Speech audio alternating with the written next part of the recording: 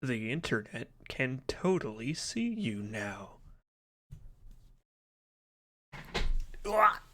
Hello there, internet. As I destroy my floor by scooting over my chair. Hey, here's some advice. Some real early advice for anybody here who has a rolling computer chair. Um don't put it on extremely thick carpet. Now, you might think that that seems like pretty common sense. Don't put a rolling computer chair on carpet. Uh, but it's funny. Um, my grandparents don't care, and so when they recarpeted the floor in this room, they decided to put in the thickest carpet in the entire known universe. Um, Even though they knew that this is also my computer room.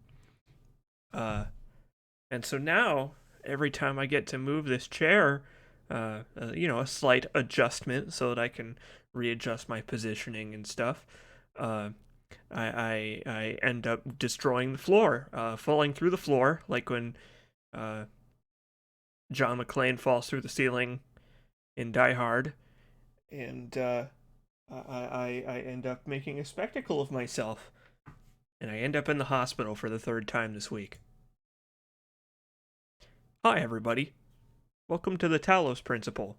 Ish. We're not there yet, but we'll get there. Let me see if Twitch chat is working. Do I have to pop out the chat? Is it working now? Don't think it is. I think it's broken. Pop this damn thing out. How do I do it? I don't remember where the button is. There it is. I found it. The chat is popped out now, so if people see things, I'll be able to... What? No, other way around. If people say things, I'll be able to see them. Chris Crash says, darn, does he keep missing our witty commentary? Yes.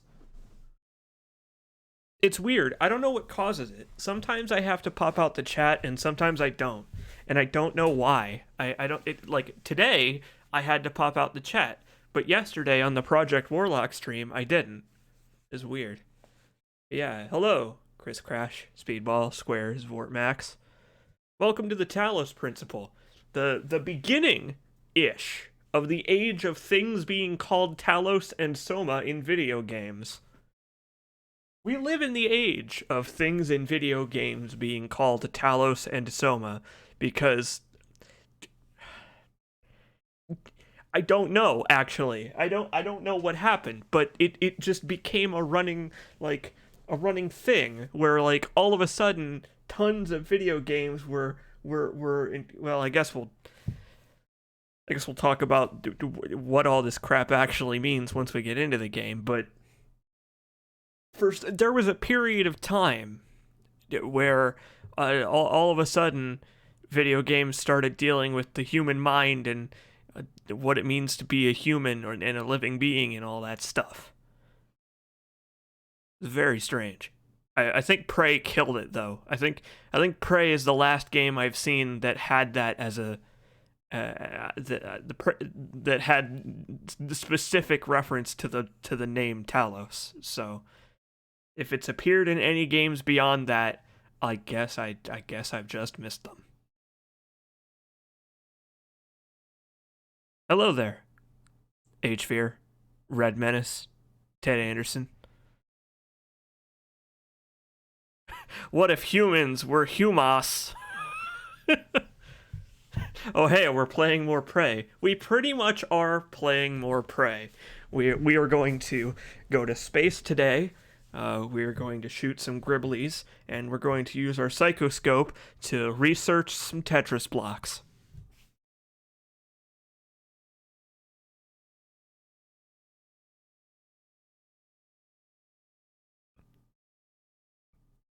Ted Anderson made a Knights of the Old Republic joke.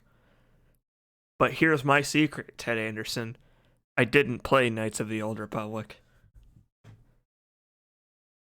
The only thing I know about that game is that for years for years I heard the abbreviation KOTOR and I thought it was a band, like one of them Swedish metal bands that what with the weird name that kind of sort of translates to like death famine in English or whatever.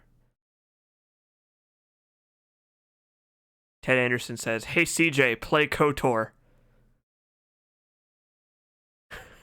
When are you gonna stream Knights of the Old Republic? I It's coming. That's what we're doing after we play the Talos Principle. Or alternatively, I fooled you all. That's what we're going to be doing today. It's been a number of years since I played the Talos Principle, a game by Crow Team, known for Serious Sam, a radical departure from that series, incorporating some of the elements that Serious Sam was originally intended to have into a puzzle game, and then they added in a philosophical element. Audrey N says, "Oh hey, I finally made a Twitch stream." Hey Audrey N, welcome. Welcome to the principal. Welcome to the principal's office. H-Fear says, "When Pirates of the Caribbean started getting popular, I hated it because I used to play EverQuest, and there was a spell called Protection of the Cabbage. And even now, a decade later, I automatically think POTC equals Protection of the Cabbage." That's okay, because half of the time, I've done this in the Discord, in the C. Jacobs Discord. I mean to say Dead Space, but instead I say Dark Souls because they both abbreviate to DS.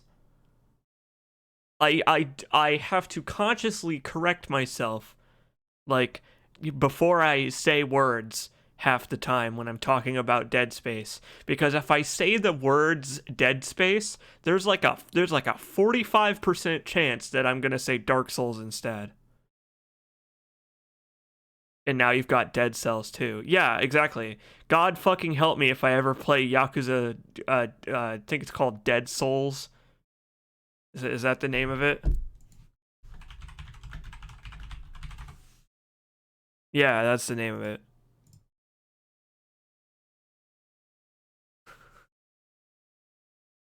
Dark Space.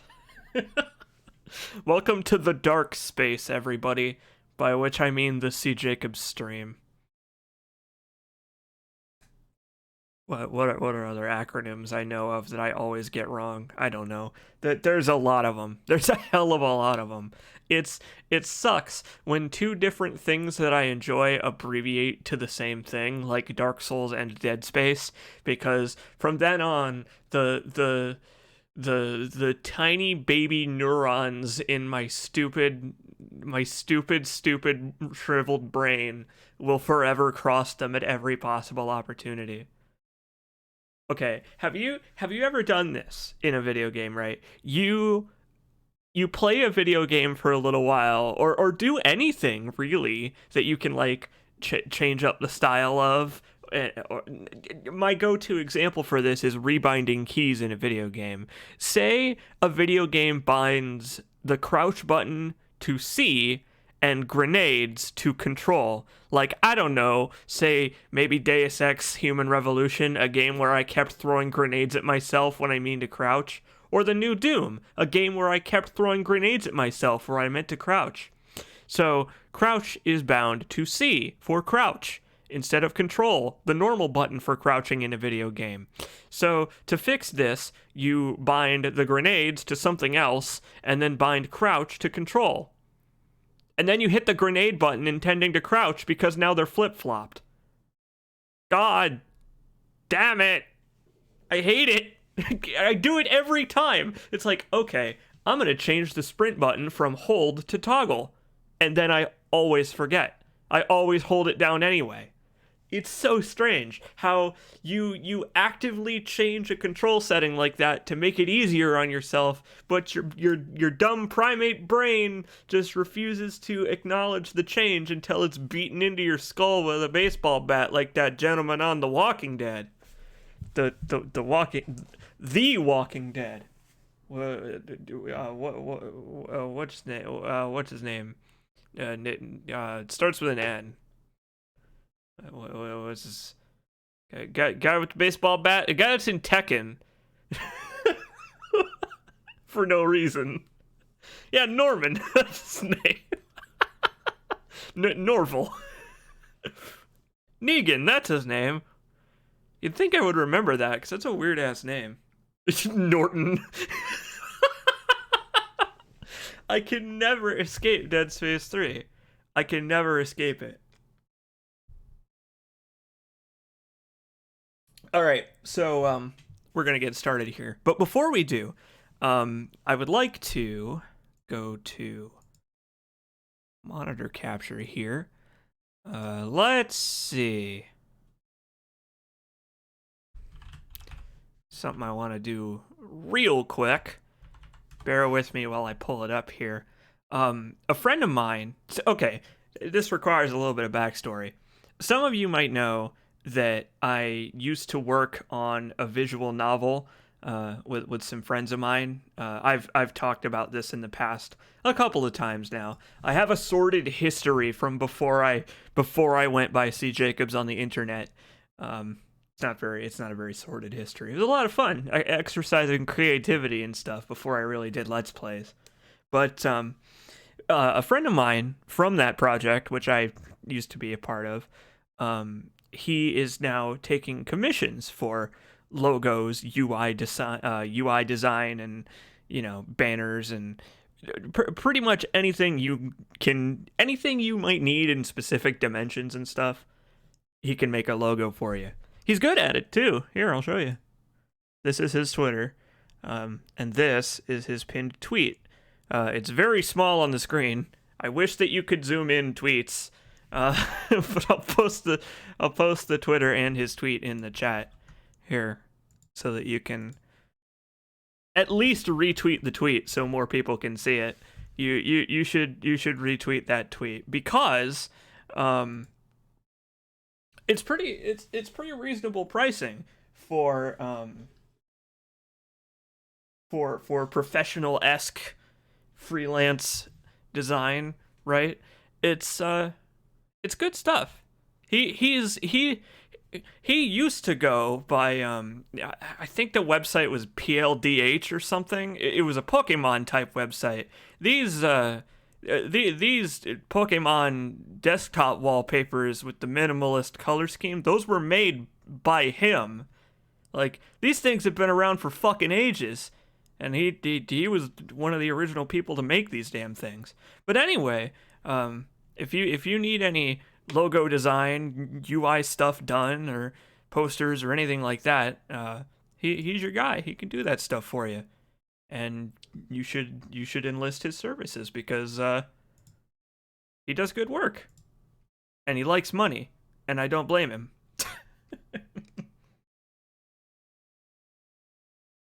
But it's not just about the money either. He's trying to get his name out there and stuff, online presence and all that. So that was more that was more for the archive audience, because after I post this archive on YouTube, it's going to be up for forever, so people will be able to look at it from the archived video as well. So okay, now that we've done that, it's the Talos principle, everybody. Once the Talos principle actually decides to be game captured... Nope. Doesn't want to. It doesn't want to be game captured. Okay, well, I guess we're just gonna play the Talos principle literally blind then. Maybe if I do window capture. But yeah, it's good pricing for the quality of work you're getting, which is high quality. I mean, if you want a better example, like a full size website example, you can look at the website for the visual novel, because he made all of the UI stuff for that.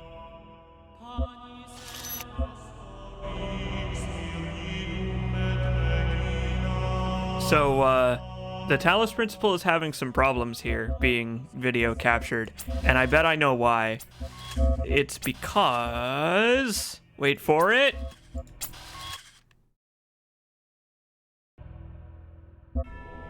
It's because the Talos principle uses that fancy pants Vulkan renderer. And games that use Vulkan fucking hate being captured. I really should have figured this out before I started the stream, but I thought it would just work because I was because as we've just mentioned, I'm an idiot. Maybe if I do borderless. I changed the renderer and I went to borderless.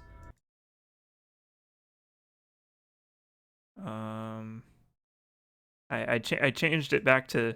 Oh! There it is! But it's doing that weird thing where it's just like randomly frozen. God. Video games. We can do this. Oh yeah! It crashed! Hell yeah! That's actually probably why it wasn't capturing well. Because it was having... it was having some issues. Let's try that again.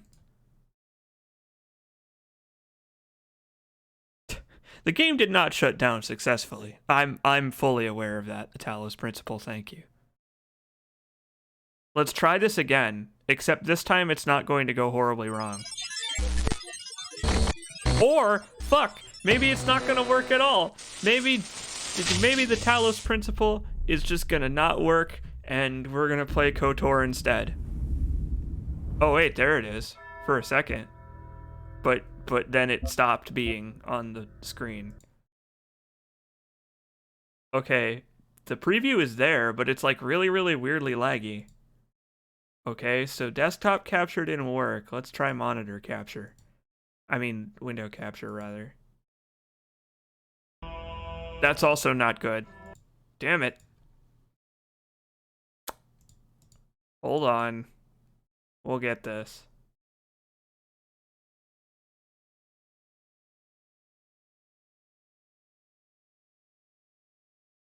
Oh! I got it! Yeah! There it is. Let's turn the sound back on now.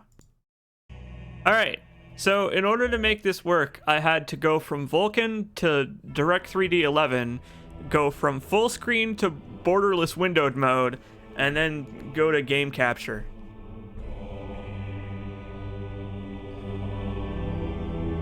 Alright! We did it! The Talos principle, everybody. This is a puzzle-solving game made by Crow Team, developers of the Serious Sam games.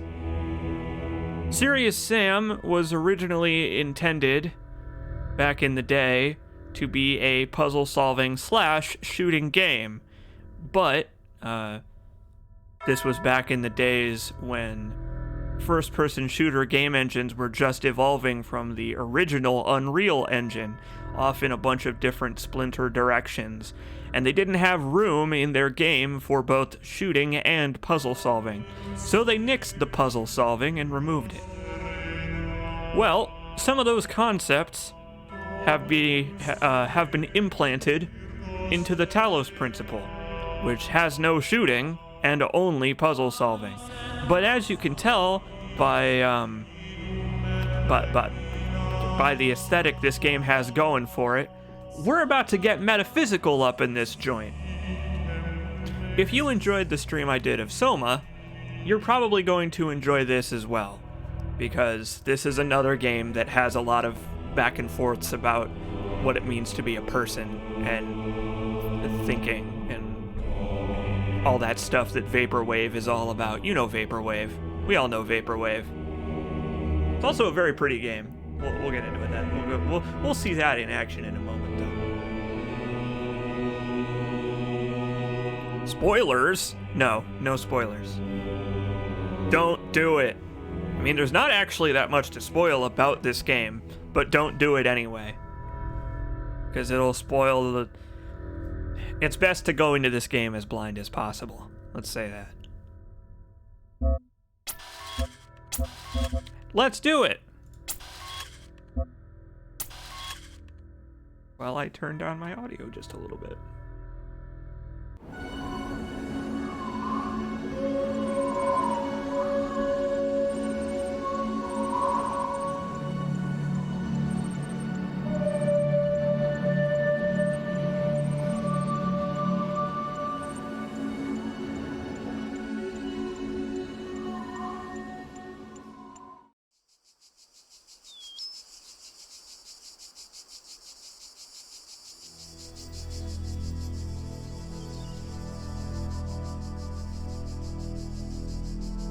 Well, welcome everybody to a very pretty game. Behold, child, you are risen from the dust, and you walk in my garden.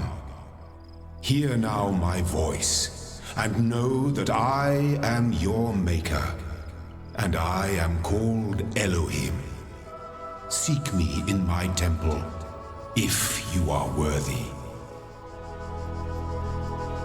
I would say we're worthy. Are you feeling particularly worthy today? I know I am. So here's something I like about this game. We can pause it here now that we're actually in the game, and we can change stuff like our movement speed to be a lot slower.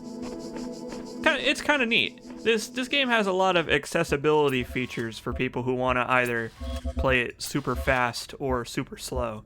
We'll go with the medium speed because you can sprint in this game, so we'll just take it slow. Hence the name of the stream.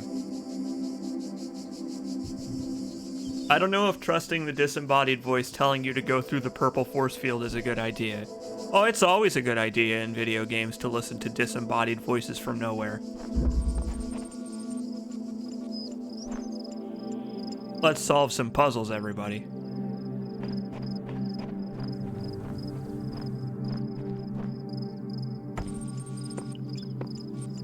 Do we ever get to pet a cat like on the box cover? I don't know, do we? Maybe that'll be our reward for solving all the puzzles. I should mention that I haven't ever actually beaten the Talos principle. I've gotten close. I've gotten relatively close, but I haven't ever actually beaten this game. So we're going to be doing that together, hopefully. If I am able to properly channel my ability to think logically.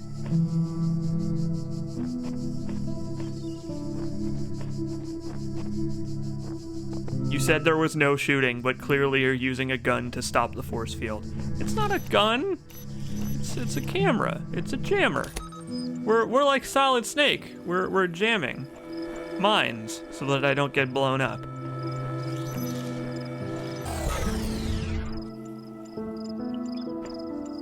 And you know what's funny?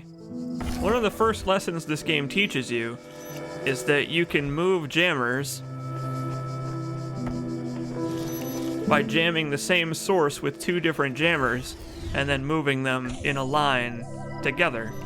And using this, we can break the puzzle immediately by taking two jammers out of this area. This is something that I like about the Talos principle a lot, is that there are many, many ways to solve a lot of the very simple puzzles that can result in some very fun things happening. Because, the game knows. The game knows you can take both of these jammers out of here. They are fully aware. And there's secrets to find, and a bunch of different stuff. So by climbing over this ladder, I actually just fucked myself. Because I took the other jammer with me. So now I'm screwed. I don't remember if there's a rewind button, though. Well, I broke it immediately. Look at what I've done. But again, they knew that I could do this. They were fully well aware. So let's blow ourselves up and see what happens. Yeah! Why did you do that? That's a good question. I might have done it on purpose. I'll never tell. The actual reason I did that is because I thought there was like a I was looking for a specific secret, but it's actually a different ladder that looks exactly like that. That's a little bit later on in this area that I probably won't find. There is a little bit that I remember about this game, and that's not a good thing. It's actually an incredibly bad thing, because it's going to cause me to get myself killed thinking I'm solving one puzzle, but actually I'm solving the wrong one, and then I get blown up. I don't know where I am, but there's something beautiful about this place. I will explore and see what I can discover. Okie dokie, V17.1.0054. You do that. So eager to show off for chat that you donked it. I'm not showing off, okay? We all know already that I'm a pro gamer. I got nothing to prove here. We're just solving puzzles. All across this land, I have created trials for you to overcome. And within each, I have hidden a sigil. It is your purpose to seek these sigils, for thus you will serve the generations to come and attain eternal life. Well, I like the sound of that. Eternal life does sound pretty cool.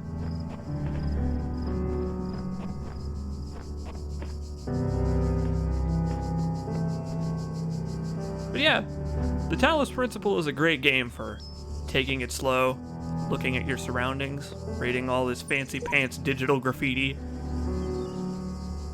I find myself in a world of impossible architecture and inexplicable machines. I cannot fathom how it works, and I am terrified to put one foot in front of the other lest I fall through the floor. This person clearly did not play through Soma. One with Faith. That's pretty good. That's a pretty ironic name that you ended up with, Mr. One with Faith. Set that jammer down there. So when I said that we were going to assemble some metaphysical Tetris pieces, I was not lying. The goal of this game is to collect Tetris pieces.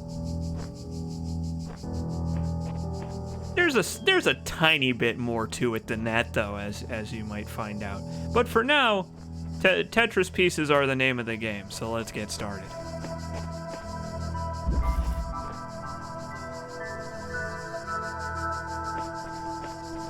And yes, you can scan the QR codes if you want. And actually, so some of the QR codes don't actually say what's on them because they're like broken or whatever, and then you can scan them and you can see what they're actually supposed to say.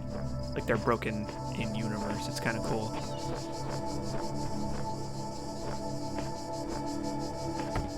So okay, this is going to be a puzzle game live stream, which means this is probably going to be excruciating for some of you folks watching.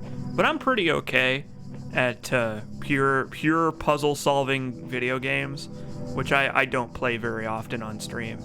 So hopefully it won't be too bad. Feel free to, drop, suggestions on things you think I should try if I get stuck, though. If I need help, I'll stop and ask for it, but it's like, we're all in this together. So unless you're like looking up the solution online and just giving it to me, which is fucking lame, don't do that. I don't mind having suggestions thrown in my face. The shapes you are collecting are not mere toys. They are the sigils of our name. Each brings you closer to eternity. You hear that? Don't call them Tetris blocks. They're not Tetris blocks. They are sigils. The key to eternity and all that stuff. You want to live forever? Sigils are the way to do it. Also, I like that you get this little graffiti X over the symbol so that you know that you've collected it and you don't have to go in here again. Sometimes they'll have extra icons on the sign, and they get crossed out individually as you complete elements of the puzzle, which is really cool. Yeah, that's right. The technical term is tetromino and Juliet. Every puzzle gives you a little hint on how to solve it in the title. Some of which are more obscure than others.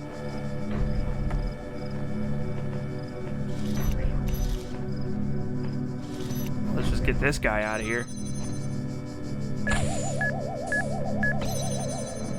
Let me tell you though, some of these puzzles get absolutely insidious before this game is over. I have to applaud them for this, right? The puzzle design has such a smooth ramp where you can immediately tell what you're getting into as soon as you walk into a puzzle. They basically have Well three done, different... child. Only one more sigil is needed. Thanks, Elohim, for your input. Basically, they have three different colors. Green is easy, yellow is medium, and red is difficult. But guess what? The difficulty doesn't actually mean anything, because some of the easiest puzzles are actually the trickiest.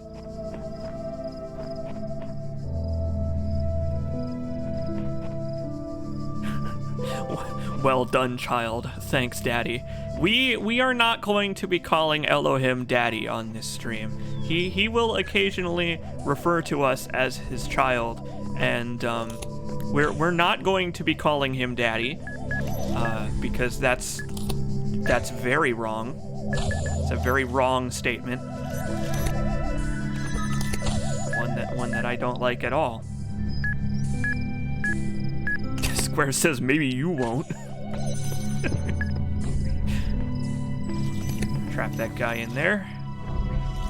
And just like that, the sigil is mine. Look at that, we're blazing through this game. We'll be done in no time.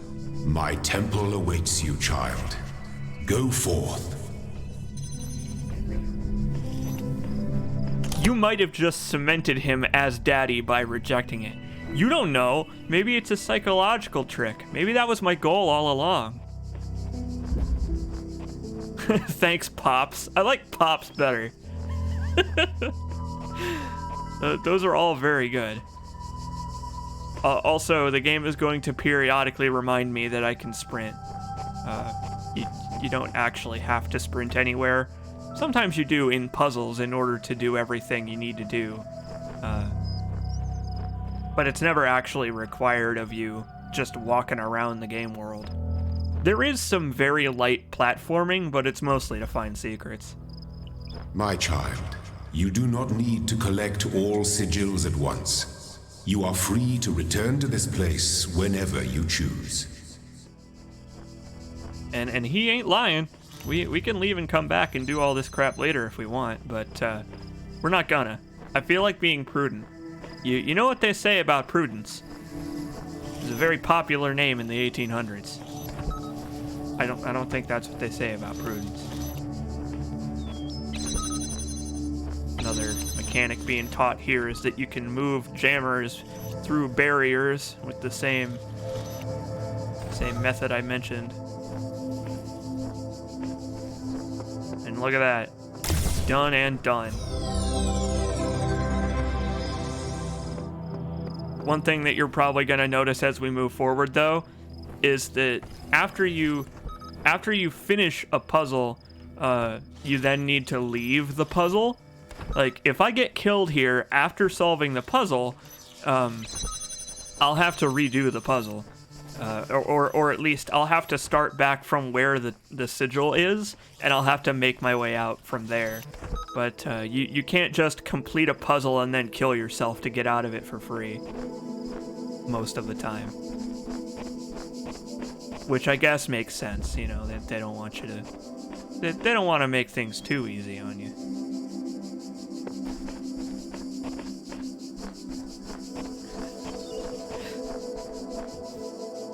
Whoa! I like the music in this game. Music in this game is very, it's very appropriate for puzzle solving. Peephole. Okay. There's 21 peephole watching this stream right now. Akaon says, the Talos principle, and then an emote. Yup. It sure is. A genuinely good puzzle game. It sure is. I like this game a lot. This game is great. So yeah, this is our first yellow piece, and it's not that bad. It could certainly be worse. Like I said, you really should relish this time when solving the puzzles comes like pretty naturally to me, right? Like there's sometimes like puzzles where you can just look at them and know how they're solved right away, because that's gonna go away. That's not gonna stay here forever. You are most diligent. Perhaps this trait will serve you well in times to come. Eventually, as Elohim has just foreshadowed for us, it's not gonna come naturally anymore.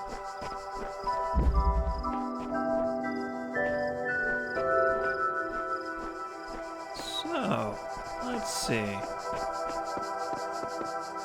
I think we've done everything there is to do here for now. There's some secret stuff around here, but it's okay. We'll do it some other time.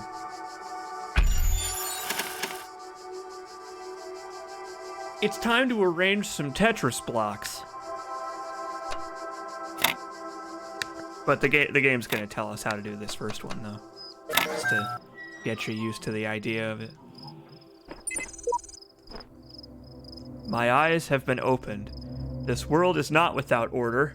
It is shaped by a great designer, with signs and portents to guide my steps.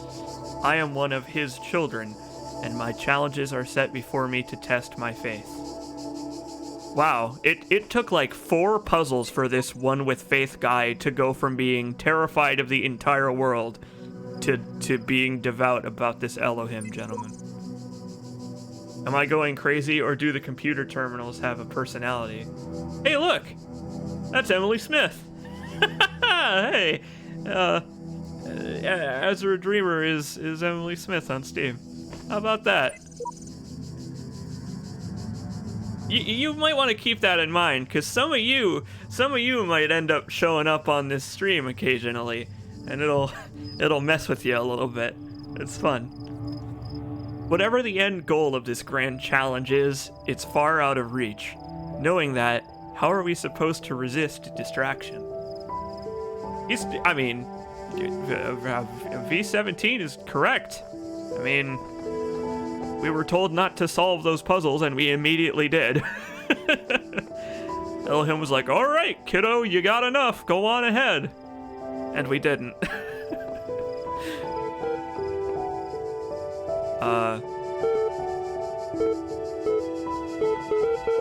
Hello.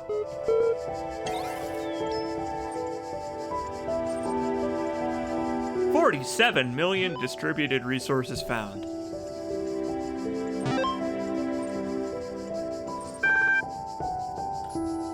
Well, it's a text adventure now. And you know we gotta go with the standard.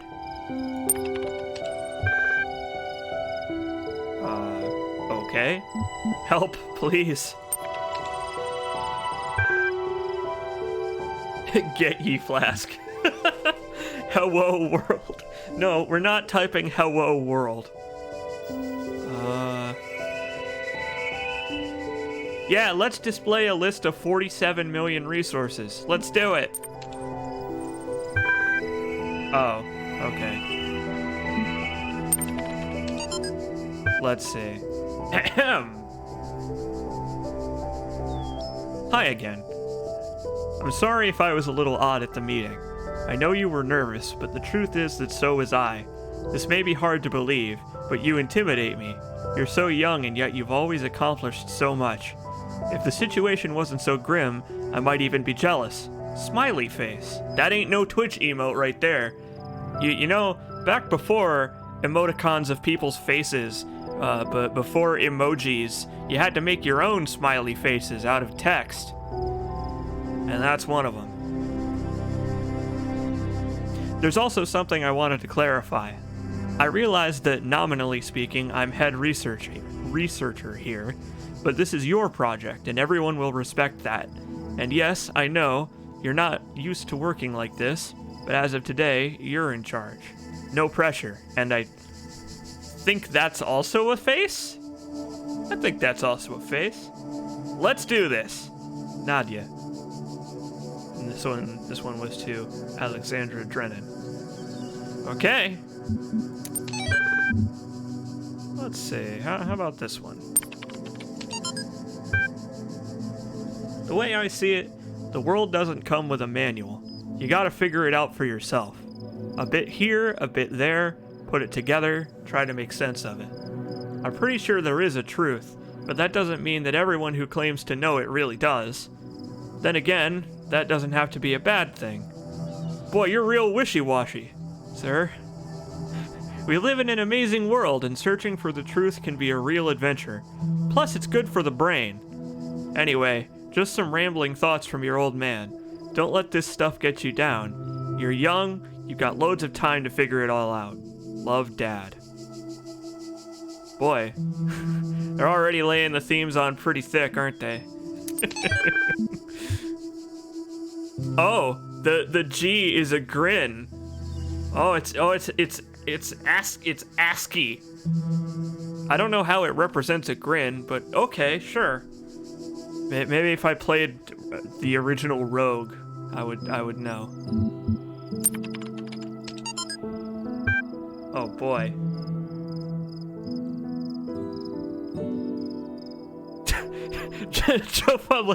Joe Public just added me on Steam as a friend. I bet it's because he wants to show up on the stream. Blah blah blah. Blah blah blah. Did not trust them, but they moved with such grace, such nobility, that it was hard not to follow them further into this strange garden of gears and cogs. They led her to a place where the crowns of the brass trees seemed to grow together, forming a kind of chamber strangely reminiscent of a chapel. In the middle of this chamber grew a smaller tree, made of bright blue steel, and upon this tree grew a single golden apple. This apple, the nymphs said in unison, their eyes aglow, confers the gift of deathlessness and true wisdom. Many heroes, and not a few villains, have come to claim it, but all faltered in the final step. For you must know that deathlessness reveals the mortality of the world, and true wisdom, its unending folly. Who would take this burden upon themselves? Some say that Heracles, bippity bop bop, bip bop bippity bop, gazing upon the stars and wept. I believe that's hexadecimal, and I believe you can actually plug that into a translator if you want. Joe Public says, "Damn straight." So keep track of these Athena text logs, because they're gonna pop up occasionally. For the record, that there's gonna be quite a bit of me reading stuff on this stream.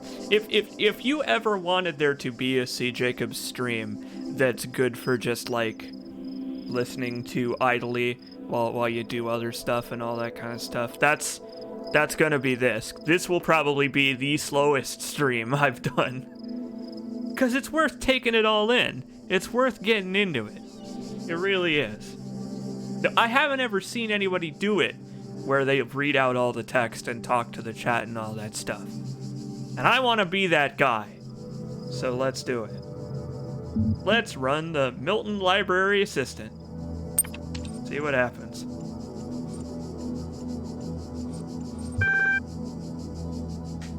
Hey there, Milton Library Assistant. Let's type in some gibberish for fun. I'm sorry, but what you just wrote was nonsense. I respond best to subject, verb, object syntax. Okay. Well, that's close enough to subject, verb, object syntax. Oh, hey. What would you like help with? Are you able to take offense, you pointless contraption? What a jerk! Why would you be mean to a computer for no reason? Oh no, I'm already getting into the themes of the game! Tell me what you're all about, Milton Library Assistant. The Milton Library Assistant is designed primarily to sort and classify data in the library archive. Secondarily, it facilitates user interaction with the library resources via an intuitive human language interface. It also provides powerful networking and troubleshooting functions. Oh boy, we got a lot we can ask our buddy Milton here. Tell me about yourself. What's your age? What's your sign? Library resource publishing dates range from 1st of July, 1995 to 27th of June. Number overflow. Fucking great. That's a lot of resources to sort through, Milton.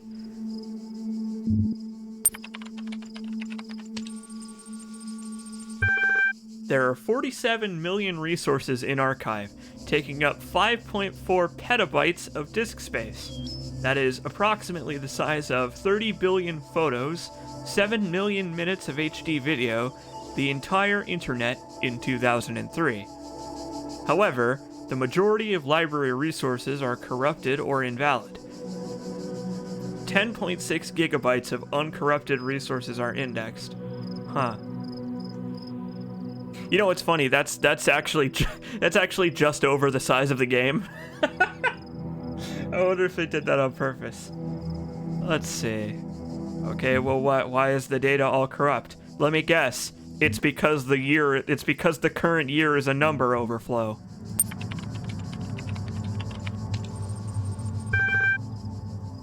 Progressive data corruption is inevitable in any system over time. Additionally, a large number of inconsistencies were detected during sorting, leading to greater than average data invalidation. Sounds like whoever archived all this stuff did it in a hurry then. Okay. Tell me about your terminals, Milton. Are you terminal? Terminals provide access to the library resource archive. Okay, well I kind of feel silly for asking that. The system has been active for well, that's a long number of years. That's an unfortunate number of years that's been going on for. So the data is probably fine, but not archived and sorted correctly. Yeah, maybe that's the implication there. Okay, well.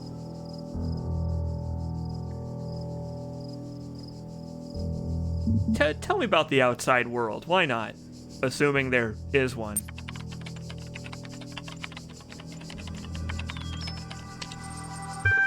My knowledge is limited to the data in the library archive. You can ask about other topics, but my responses may be limited. Okay? Where am I? You are currently in a support session with the MLA Human Language Interface module. Your library archive session may be resumed at any time. Well, thanks, smartass, but I meant like where I'm standing, like where I am. Let's see. Okay, fine. What am I? Because those are some robot-ass hands I got there. You are logged in with a guest account. Alright, so this is kind of... This is a problem with it. What's that old computer joke where it's like, what do we want? Proper search indexing and syntax. When do we want it? When do we want what? I don't understand. Tell me about Elohim. Why does he wear the mask? Elohim is the noun for god or gods in modern and ancient Hebrew. Okay, cool. Well, I don't feel like insulting the computer, so we're just gonna leave it for now. Well, okay. We got some valuable information from that, I suppose. We know that it's been a very, very long time since the archive started archiving, and the current year is we have proceeded so far into year that we can't even count the number of year. Great. Also, we can access the log of all of the stuff we just said and wrote at any time. But we don't need to. It's fresh in our brains. But it might not be next time we stream, so it's nice that they give you a full archive of the stuff you talked about. Hey, look, we solved all the puzzles over there, so that's nice. Step into the light, child, and my temple will be revealed to you. Not quite yet. We've still got some solving to do. I mean, we might as well clean up shop while we're here. Why not? Let's poke a sleeping lion. A thing that always seems like a smart idea.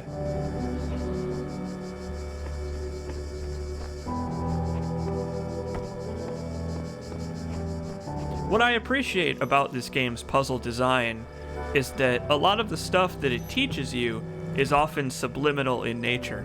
Like, for example, this is the first puzzle where you have to actually use the double jammer thing that I've been mentioning to move two jammers away from a dangerous object. And now that we know we can do that, we just know we can do it for the rest of forever. So now, anytime we need to do that, we already know we need to do it. Because in this tiny little puzzle here, we learned that we can do that. This game is really smart about teaching the player concepts in a way that they're probably not gonna forget without calling attention to it and being like, "My child, you can interact with two jammers at once to stop dangerous objects such as mines and other such dangers to your body and eternal soul, to your Talos and Soma," or whatever. Yeah, we got the eye block, so next time we need to make a Tetris. Next time we got four blank spots in a line. That eye block is going in there. Did we fight Ridley yet? No, that's not until after we rescue the baby. I can tell you that Mario is fucking dead, though. Unfortunately, Ridley killed Mario.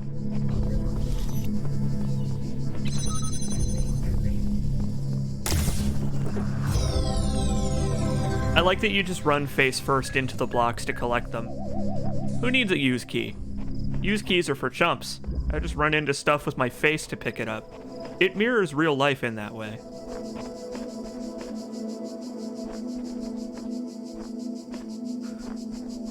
Did you notice that the prompt text has changed for sprinting? The first couple of times we saw it, it said you can sprint by holding shift, but now it just says we can move faster. Game's just like, get a move on, C. Jacobs. Get out of the tutorial area already. I'll go at my own pace, Talos Principal. Thank you very much. And speaking of which, let's get out of the tutorial.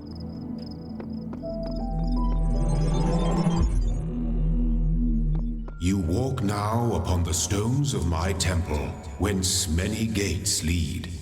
And know that I have other temples, for my garden is greater than your eye can encompass. And all these worlds I made for you.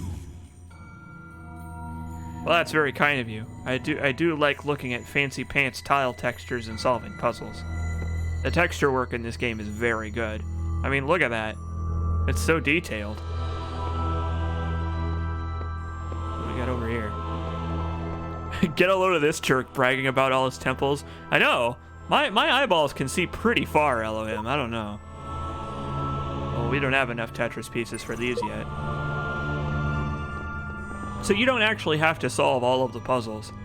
Matter of fact, you don't even have to solve most of them. You can get by with solving just the minority you need to escape from these areas. And Elohim was right. There's a lot of temples for us to solve puzzles in, but if we sprint our way on over here, you can see that we don't actually need all of the pieces to get out of here. We only need a couple. But hell, I like putting effort into this stuff. So we're gonna give all the puzzles we come across the old college try. But I'm not afraid to give up and come back later if I get absolutely, like, balls to the wall stuck on a puzzle.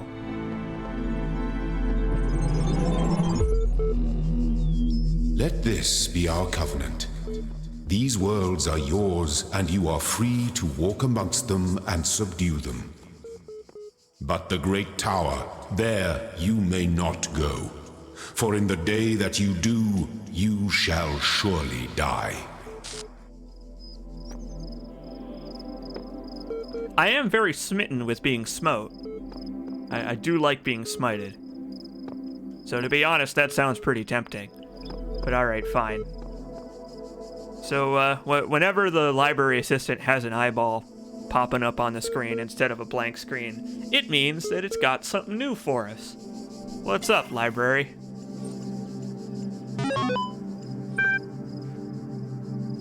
Okay. Library Archive is currently unavailable while system resources are redirected to handle incoming network messages. Whoops, I guess that was my fault. Use the access com portal command to access network functions. You got it!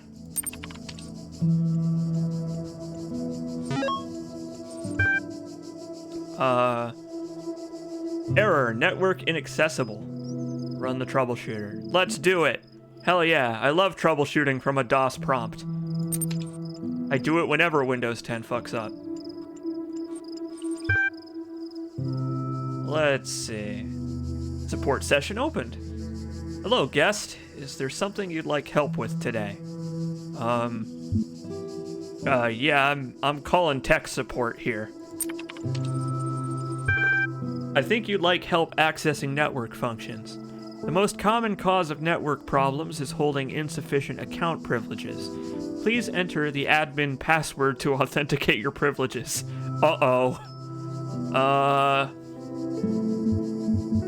Let's try admin.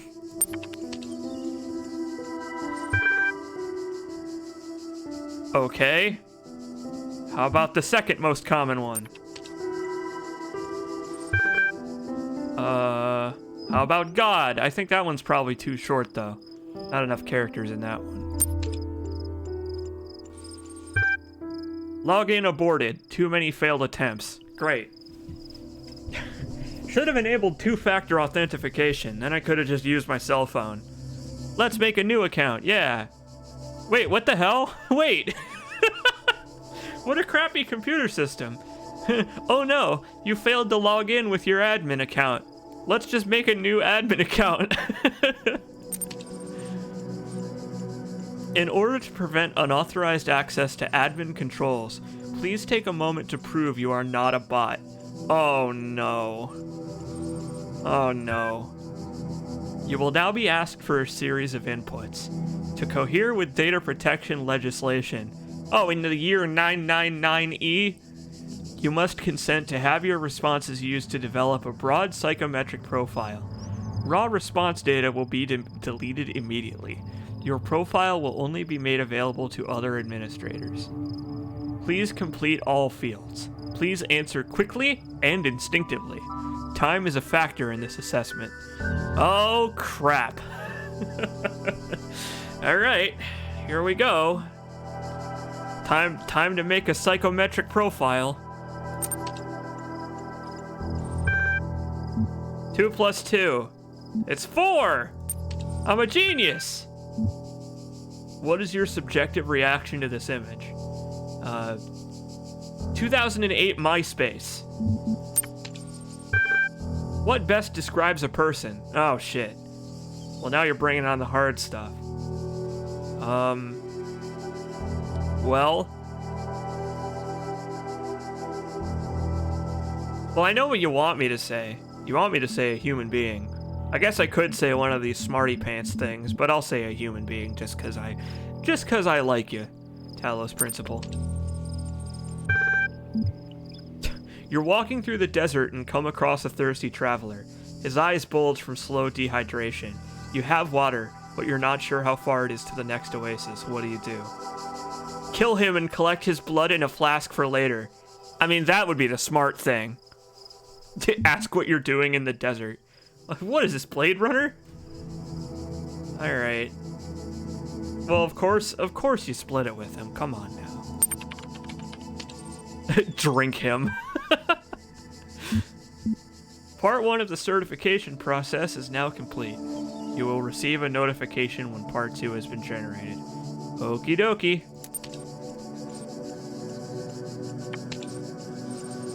And hey, look!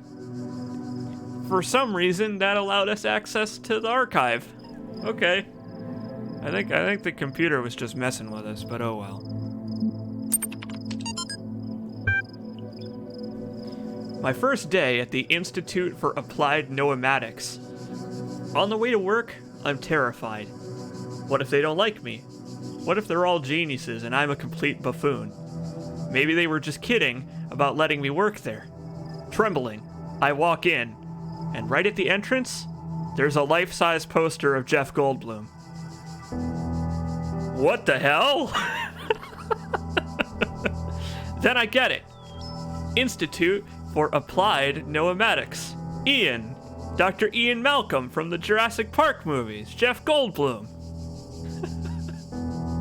Dr. Sarabhai shows up, smiling. We were trying to find a cool acronym. Back when the Institute was founded, she says. INAN, IAPN, INAPNO. It all sounded stupid, but we didn't just want to call it Ian because, well, that's a name. Then someone made a joke about calling it Jeff, and it kind of stuck. So we're officially called Ian, but if you hear anyone referring to Jeff, that's our internal name, I guess. I know. Bloody geeks. After that conversation, I wasn't so scared anymore. Another smiley face. Well, that's nice. And stupid. That's really stupid. But you know what? It's completely accurate to science nerds. So I like it. Well, alright. Institute for Applied Noematics is now known as Jeff. So if you ever hear that ever again, you know what to do. It's a great icebreaker. You're right, it is. Athena analysis. Note 01. Blibbity blip blop, novel's first sentence. She woke up in an impossible place, knowing nothing. Signifies more than the beginning of another amnesia-based mystery, though we should not go so far as to read the entire work as allegory. Rather, while taking the science-fictional novice at the core of the narrative at face value, we should bip-bop bibbity-bop. We should bip-bop bibbity-bop, everybody. Hey, Pizza Android. Welcome to the Talos Principle. I hope you're settled in. Note number 2.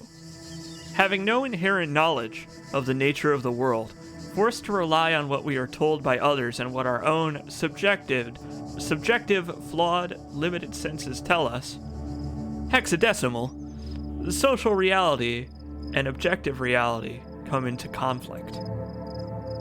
So basically what you're telling me here is, the brain is subjective! It doesn't know anything about objectivity!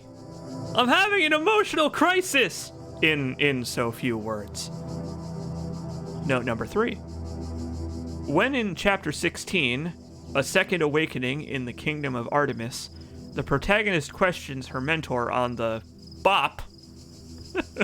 Note number 4. A more meaningful interpretation can only be achieved through synthesis of probably something related to brains. There's a lot of corrupted text in this game, and I'm not sure how to recite it to you. I'm sorry. Would you like me to read out the hexadecimal so that you can pull up another tab and enter it in on your own? I'm not going to do that. Squares says, I am the only rational actor.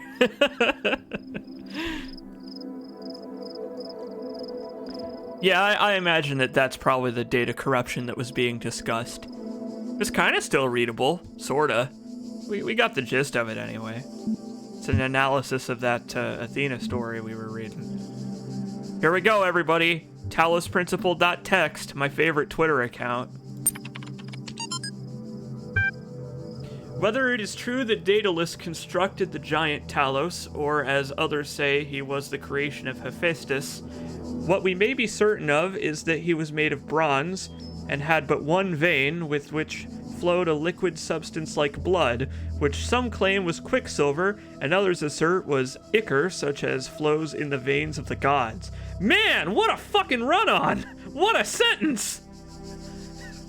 I thought that sentence was never gonna end. The loss of that liquid caused him to die, as a man dies when he loses his blood. May we not then say that Talos, though created as a machine or a toy, had all the essential properties of a man? He moved of his own volition, he spoke and could be spoken to, had wishes and desires. Indeed, in the tale of the Argonauts, that was the cause of his downfall. If then a machine may have all the properties of a man, and act as a man while driven only by the ingenious plan of its construction and the interaction of its materials according to the principles of nature, then does it not follow that man may also be seen as a machine? No! It doesn't work the other way around. What are you, nuts? This contradicts all the schools of metaphysics, yet even the most faithful philosopher cannot live without his blood. No! It doesn't work that way. That's like correlation is not causation 101. TalosPrinciple.text. I have a feeling the game's gonna be pushing that harder though as we go. And I guess I don't blame it. It absolutely works that way. Man is nothing more than a biological machine. But that's different than being an actual constructed machine. Like, something that is Man, we talked about this shit in Soma too. Stuff that is constructed by humans is completely different than something that constructs something else. The only thing that makes humans is other humans. But if a human makes a machine, it is by definition a different entity, and the two cannot be put together, even if they have the same goals, ideas, and machinations. Correlation is not causation! And it will continue to not be, Talos Principle. But the line sure is gonna get blurrier as we go. I bet. When I was a little girl, one of our teachers, Mrs. Higgins, told us to make a time capsule, write letters to the future, so one day we could remember what it was like to be children. I thought it was stupid, so I didn't do it, which I really regret. So, I guess I'm gonna make one now, bury it in the archive instead of under a tree. I don't know if anybody will ever find it, but somehow it seems important to keep talking, to keep thinking, for as long as I can. Well, whatever you do, don't interact with a guy named Simon Jarrett, because it'll only make you mad. You remember when we solved puzzles in this game? I remember that. Let's get back to that, shall we? I feel like the game has a good balance between the puzzle solving and talking to the library, reading text logs and all that stuff. Obviously, the reading part goes a bit faster if you're not reading it all out loud like a certain somebody is. Can I sneak by this thing on my way out? I think I might be able to. Yeah, we're good.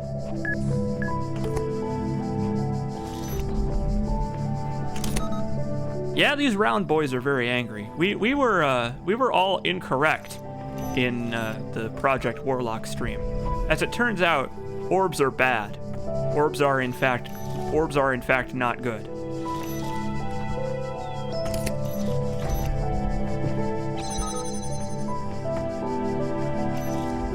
But yeah, as I'm sure you can tell by those text logs, one of the core conceits of the Talos principle is the idea that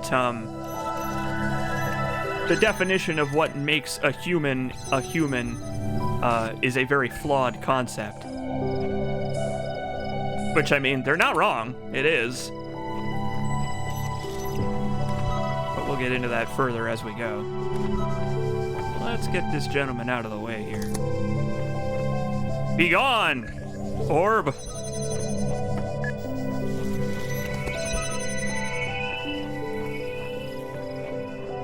I did it. Good. You are learning, as is your purpose. But your choices must be your own. Therefore, I will not guide you, unless it is necessary. See, look at that. It's like an open world game. You see that mountain? You can climb it. You see that archway? You can walk under it. So sometimes it is impossible to leave a puzzle, and in that case, the game will just throw you a gimme. You won't have to make your way back out. They'll just teleport you out.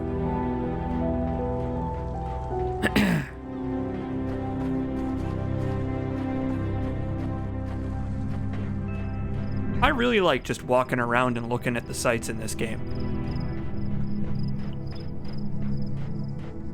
This game is a lot like The Witness, but actually good. In how they decorate the setting. This looks like one of the pillars we woke up on. How about that? I saw some graffiti over here. Don't bother going any further. I'm way ahead of you already. This one was also from Emily Smith. Thanks a lot, Emily Smith.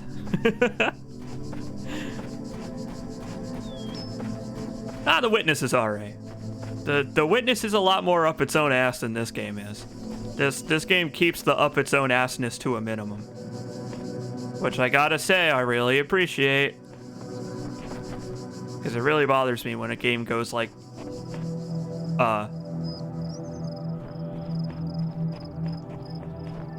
when a game goes fucking crazy like that. And it just becomes like, look at our art. Check out all of the art going on here. There's so much art.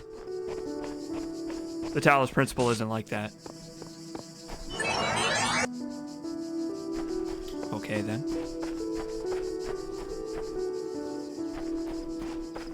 What have we here? I can't tell if the documents on the terminals are all that's left from a larger archive, or are carefully designed to communicate some hidden truth. This one is from a person called Sheep. Maybe that's a bit symbolic. I wonder if they chose the name Sheep, or if the name Sheep was chosen for them. Like, is my name C. Jacobs because, like, it was just decided that I would be C. Jacobs? No, actually. I mean, in the game maybe, but in real life, no. I chose my name. I've got a cool name. C. Jacobs is a cool name for cool people. You ever play that Grand Theft Auto game? It's kind of like that.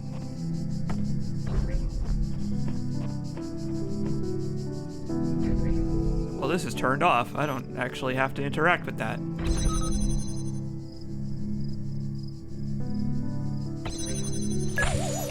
Well, now this is here. That was probably a mistake. Maybe I can get them to blow each other up. That would be nice.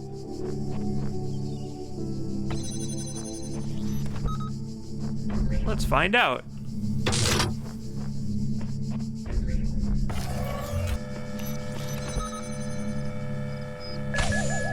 Oh! Yeah! I love destruction. The best way to solve a puzzle is to explode it so that you don't have to deal with it.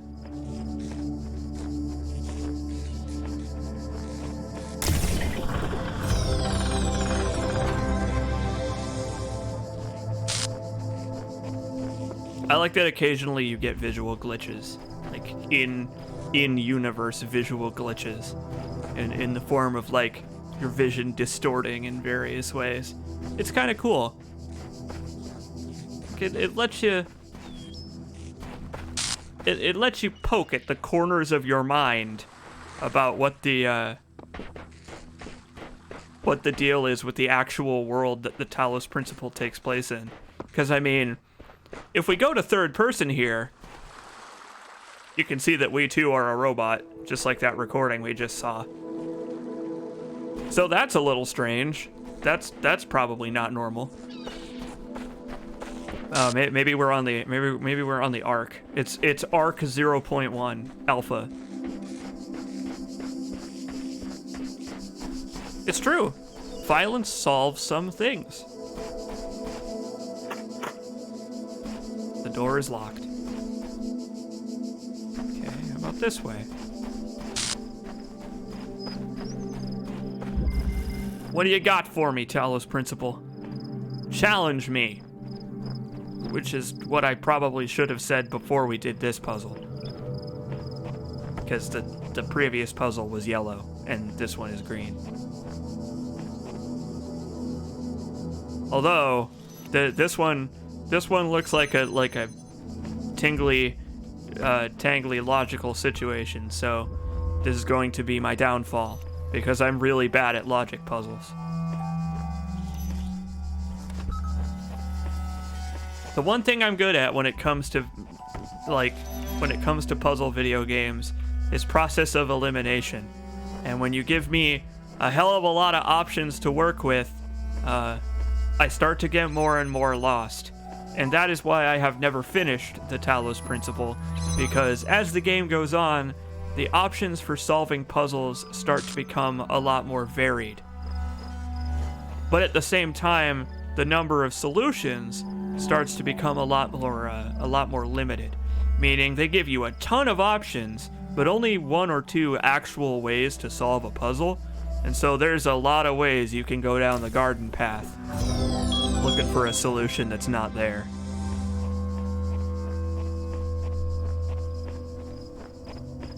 Hey Zetsubo-san, welcome to the Talos Principle.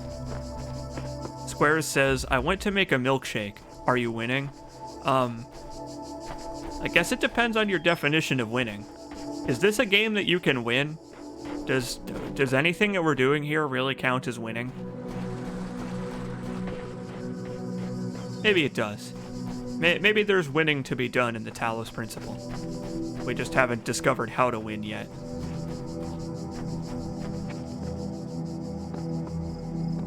But hey, look, we solved all the puzzles in this area.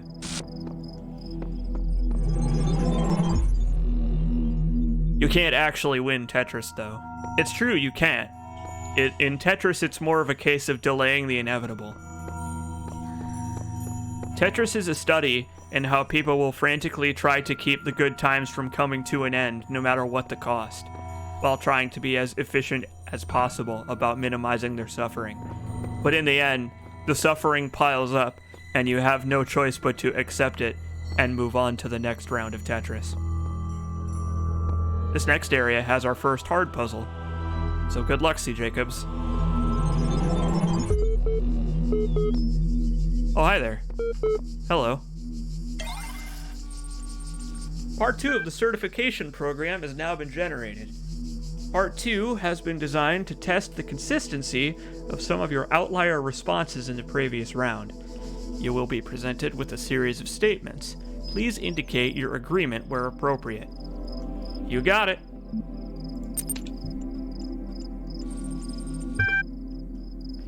Since all human beings are persons, and some human beings have psychological capacities similar to animals, some animals are therefore persons.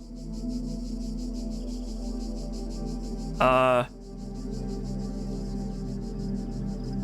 mean, there are some towns that have elected dogs and cats as mayor. I guess from a philosophical standpoint, you could consider them that.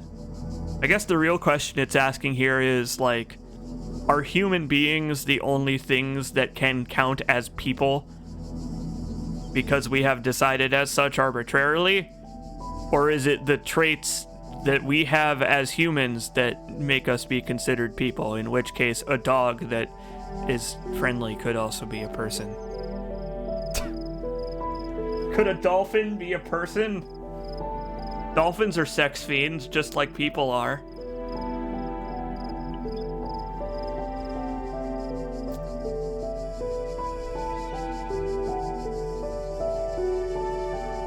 I don't know if I agree or disagree with this, actually.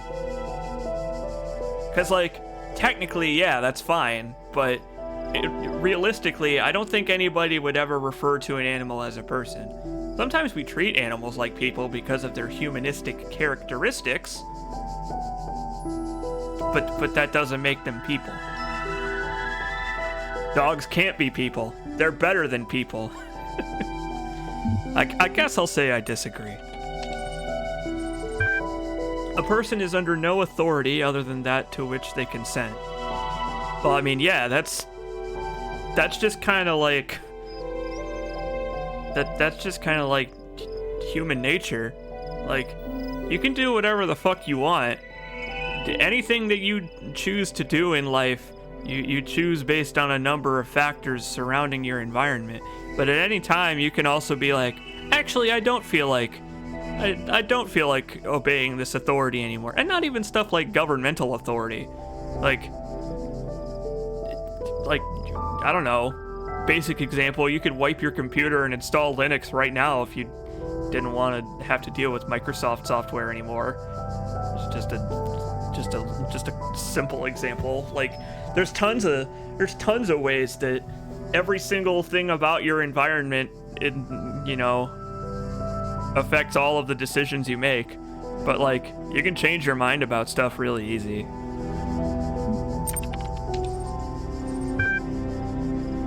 The quality of life of persons ought to be maximized.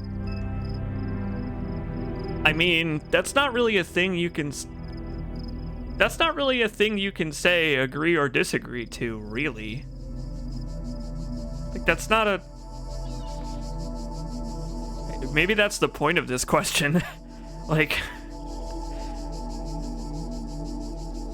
I mean, on a personal level, it's too broad of a question, because on a personal level, you should do all you can to maximize your quality of life, but it's not up to the human race in general to maximize the quality of life of the human race in general.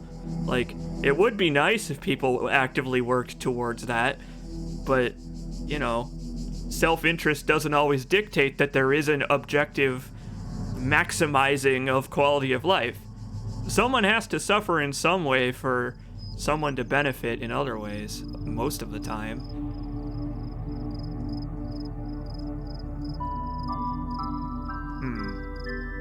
I guess on that principle, I would disagree with this then.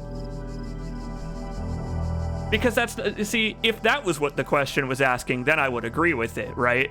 That on an individual basis, you should try to maximize your quality of life.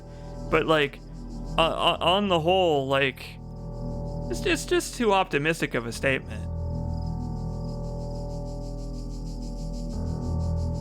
But I think that's what they're asking, really. I think it's just phrased to be really broad. So I'll say I agree based on my assumption that is what they mean. But, like, if we're supposed to take this 100% at face value, I think I would disagree with it. Value is discovered.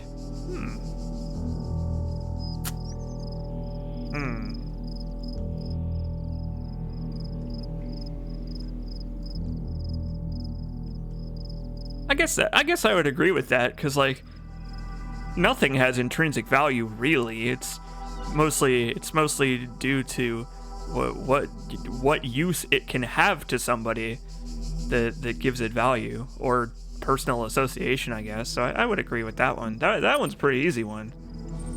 What do you mean, I suppose so? See, Jacobs, why? Persons deserve the talents they were born into. Well, no. Like, that's like the opposite of this question. No.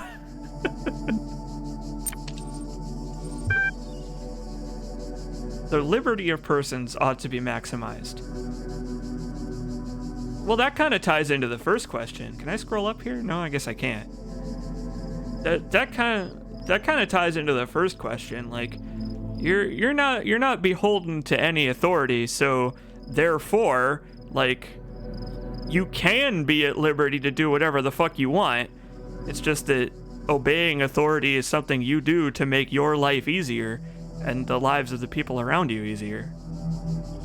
So, like, yes, I suppose you should be able to have the freedom to do whatever you want, but it doesn't always have to be the smart choice. Like, taking total freedom into your own hands can be the dumb choice, and that's fine. You can choose to do that. You don't have to make the objective smart choice every time it's presented, because who knows? For you, it might not be. Remember that text log about objectivity and subjectivity? Sometimes authority is wrong.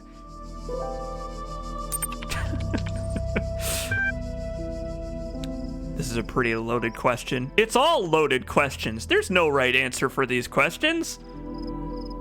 Value is created. See, again, yeah, pretty much. I mean, however, the thing is, this is where they're trapping me, right? Like, because if I say yes to both of these, I bet the game's gonna call me out on it, right? Because both of these are true. Like value can be created based on necessity, but value can also be found by looking for it in something that you desire. You know? Like, I'm gonna say yes to both, and I bet the game's gonna be like, hey, asshole, you can't say yes to both of these. Just you watch. They're gonna call me out on that one. They're gonna be like, no, it's one or the other. One or the other, C. Jacobs. It can't be both. The certification process is now complete. You will receive a notification when your user profile has been generated. Cool. Happy to help, library, I suppose. Happy to help myself gain access to your systems. What do you got for me, text logs? Holy God. Giant paragraphs with 1,000 commas and very few periods. We keep discussing what an artificial intelligence would mean to us and how it would change our understanding of the world. That's a great topic, and I think we've covered it extensively. What we've barely mentioned, though, is the other side of the coin. I mean, our lives would still be what they were before, AI or no AI. The question I think we should discuss, even if it's all completely hypothetical, is the perspective of the artificial intelligence itself. What would it be like to be that creature? To suddenly come into being, created by others as an experiment? To have all the information about yourself? To know exactly how you function? What would you think about the world? Would you see meaning? Beauty? How would you judge humanity? Where would you see yourself fitting into the grand scheme of things? I think we should try to put ourselves into the shoes of such a being. Dear Alexandra, thank you for your feedback, but this is a philosophy course, not science fiction. And that's why I almost gave up on my studies. Sad face. Man, don't you hate it when you pose an extensive philosophical question and then it's just instantly shut down because of the surrounding parameters? What a dick teacher. I know. What a jerk. We're blessed to have so many people contributing to this project, but we've got to make sure everyone is on the same page. Please refer to the following people when bibbity bip bop bibbity boop bop bop bibbity bop. And then a list of the folks associated with whatever this is. Hey, look. Talos unit. How about that? Though not directly part of our project, the archive team is sharing both physical and digital space with us. If there are any technical issues, please resolve, please contact their project lead. Oh God, that's a hell of an Eastern European name. Someone tell me how to pronounce that. Don't worry, he's nice.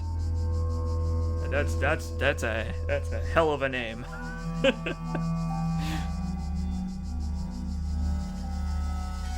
and then more hexadecimal for you to put in on your own time. I believe a lot of this stuff actually says stuff too. So some of it is links.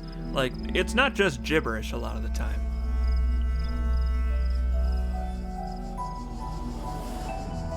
Chernyshevsky. Well, the last name is the easy part. Let's see what we got here.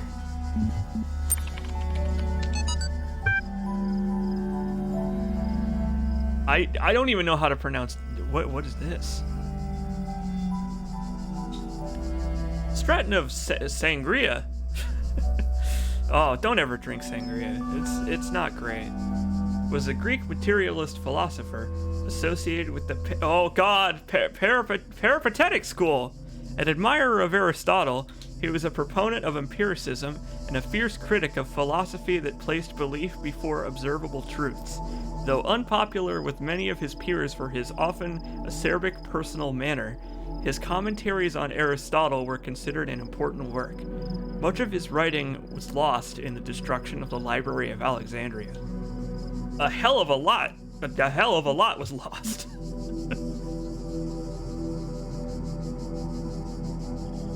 Pronunciation is the true puzzle in this game. Man, there's gonna be so much stuff that I'm not gonna know how to pronounce. I'm gonna feel so stupid, and it's not going to be because of the puzzles. Alright. So I think what we were to gain from the questionnaire we had to answer is that it's looking for inconsistencies and contradictions in human nature itself, not C. Jacobs and his answers to these questions. I imagine that whatever we just answered is going to come up with a ton of inconsistencies that I didn't even notice, and it's gonna point them all out to me, and it's gonna say, "Hey, you're so flawed. I bet this is exactly what it's going to say. Man, this is a really flawed assessment, and human beings are really flawed, so you must be a human. Here comes your admin access account." Holy crap, let's not go that way.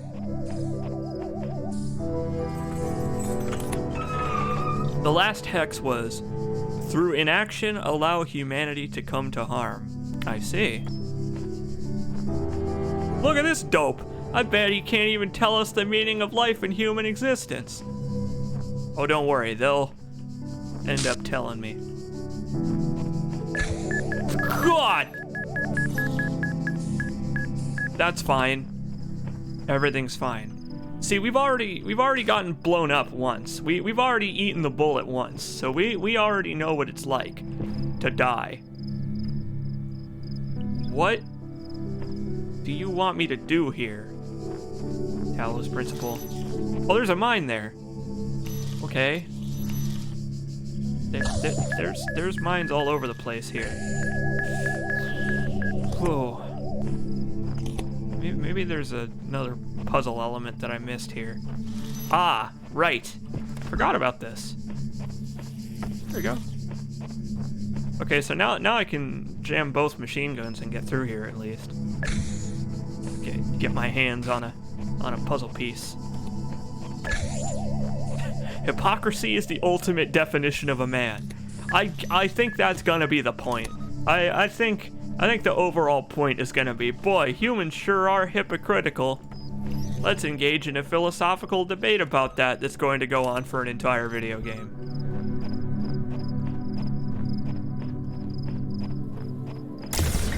Puzzle piece obtained. The philosopher mentioned here isn't real, but I'm pretty sure they're based on Strato of Lampsacus, from Little Lamplight from Fallout 3. I told you this was a Bethesda game. Interesting. See, that's what I like about this game, right? Is that it appeals to people who know nothing about ancient Greco history like me, because they could be making all this shit up, or they could be referring to real stuff, and I'd have no idea. Hey, look, there's another one of these wakey pillars.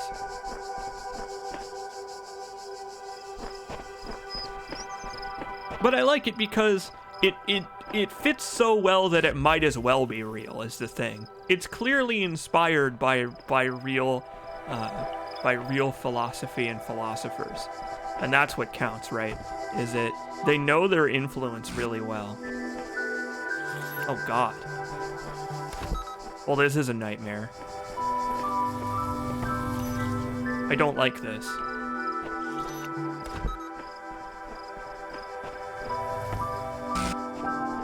Wow. That was like untangling some headphones.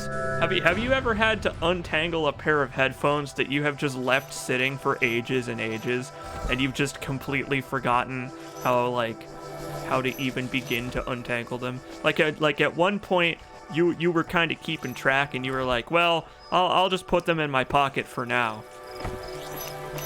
I'll just put them in my pocket for the time being, and then next time I get a chance, I'll untangle them. And you pull them out of your pocket, and then you discover, oh my god, there's no possible way a human could resolve this.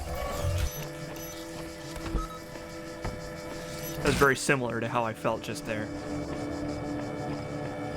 So, using the exit to this puzzle, we can use these extra jammers we have here, and we can pick up our first star. Look at that! We got ourselves an optional collectible. Spoilers, they're not actually optional. I mean, they're not optional if you want 100%. They unlock more puzzles for us to do, more philosophical debates for us to have. And we love those around here, don't we?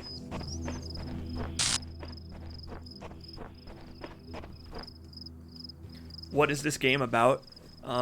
It is about solving puzzles, collecting Tetris blocks, sigils, that will lead us to enlightenment, and discussing philosophy.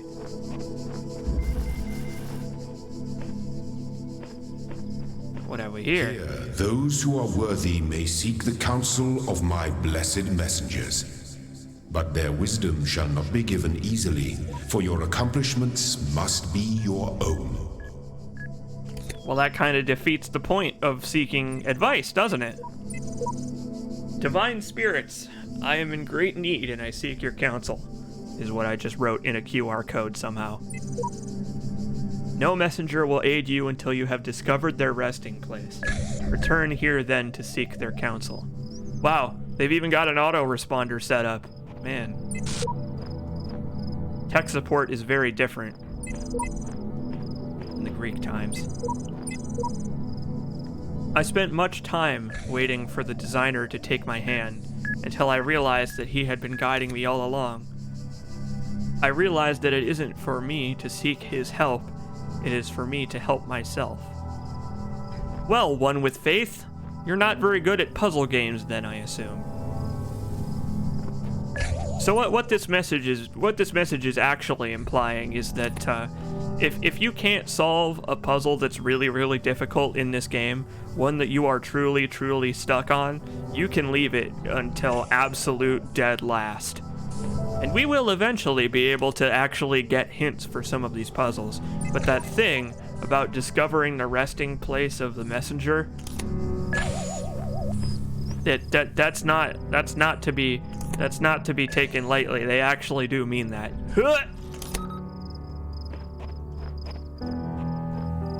Let's see. Let's get this guy out of our way.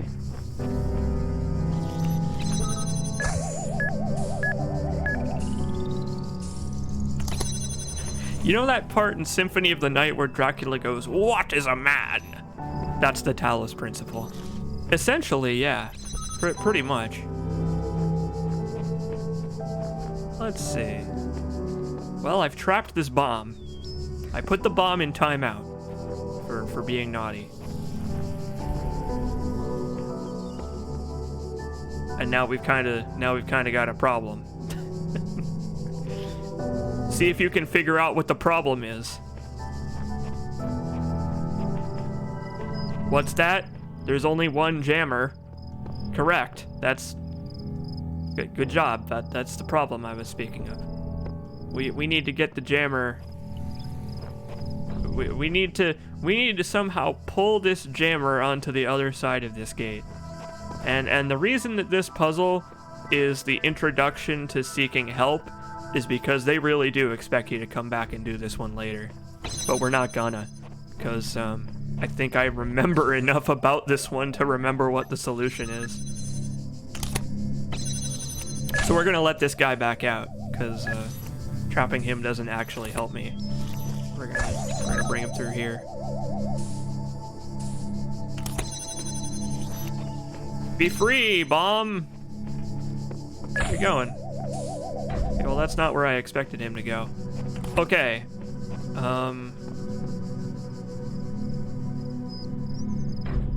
Well, certainly did do that.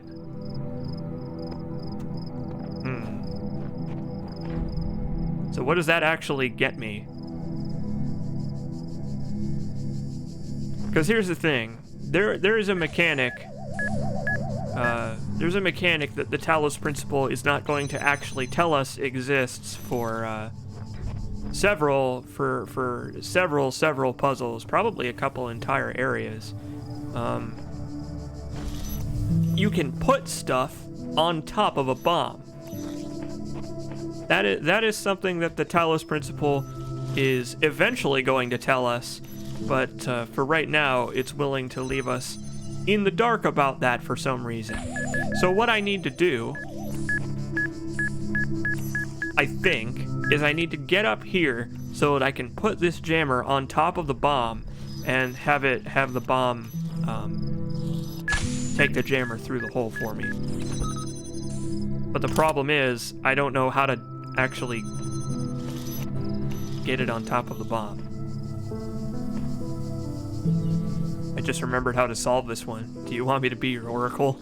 Well, I would appreciate hints more than just telling me how to solve it. Like, if you have the ability to give hints instead of just telling me the solution, that's a much better choice for you to make.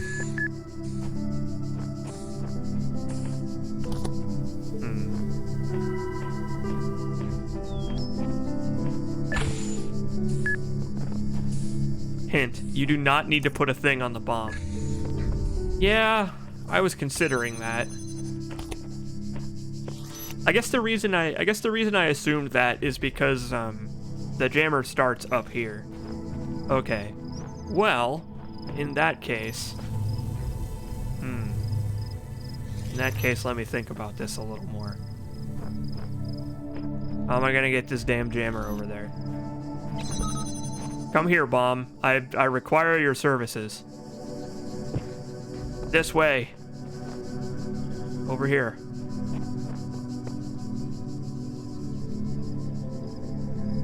All right, bomb.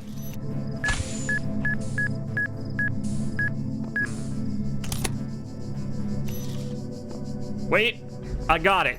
I got it right as Ted Anderson said it. Right. The first thing I did in this puzzle was pick the jammer up off of the ledge. Right. Duh.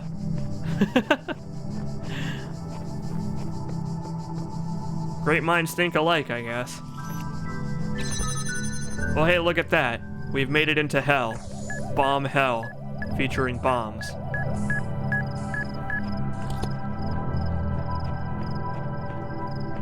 If Elohim designed all of these puzzles for us to solve, why did he make them all extremely lethal? There didn't need to be bombs, really. I am of the opinion that blowing me up with bombs was a little bit unnecessary of him. It was a little bit rude, to be honest.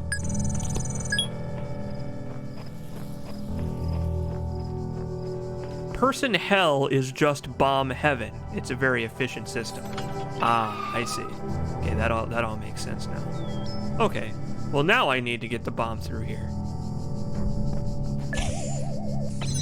We're going on a journey, Mr. Bomb. Okay, so I need to get the bomb up there now, so bring it through here. Come along, sir. It's time for your journey to near its completion. And in the process, you're going to help me complete my journey. Enjoy. You were destined for this.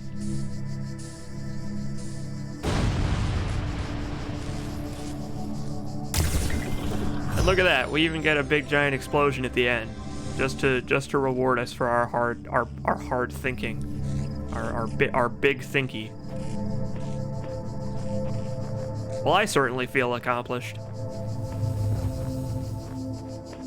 I suppose what that puzzle is attempting to teach you, or is attempting to put into practice from another puzzle that you're supposed to do, and then come back to that one, is that you can pick stuff up from different levels, including down below you, which we will have to do several times, so fair enough.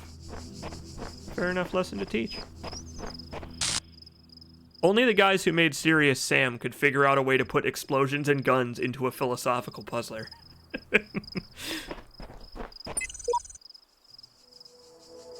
It's clear I'm not the first to walk this path.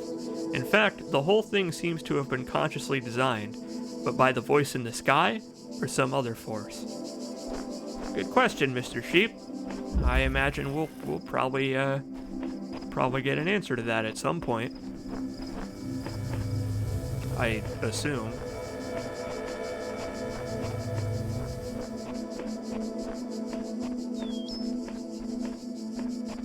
I kind of like that the puzzle areas feel very, like, natural, but the puzzle elements feel very constructed.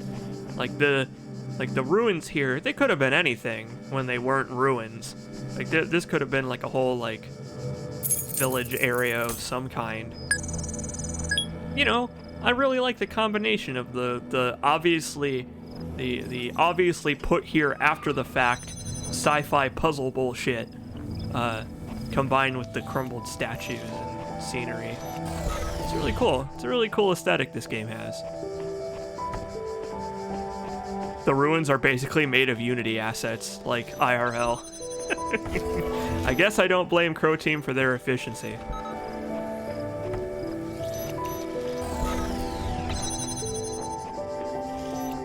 Oh, look at that. That was so much simpler by comparison.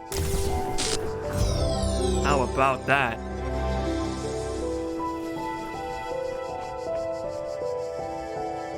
Oh, Ted Anderson said in-universe when he meant IRL. Or other way around. He meant in-universe, but he said IRL.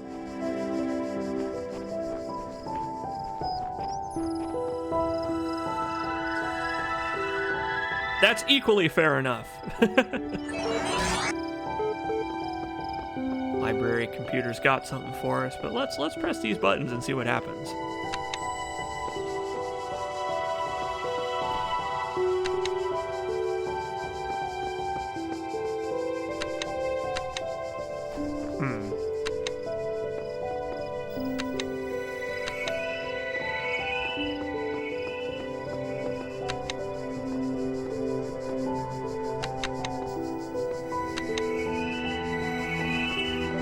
Huh.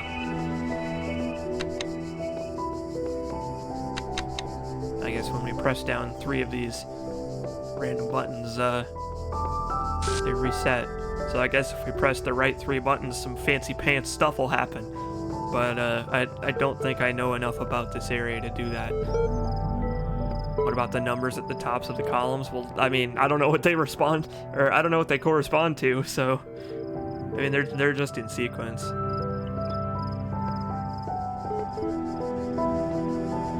Oh well. What you got for me, Milton? Oh wait.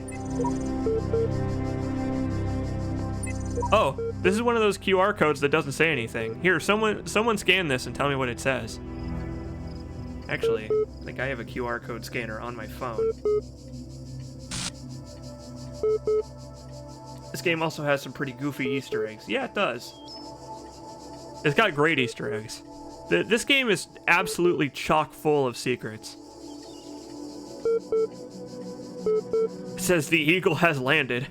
Now is the time of tranquility, and I shall rest and observe the earth with some hexadecimal. Okay. That's strange.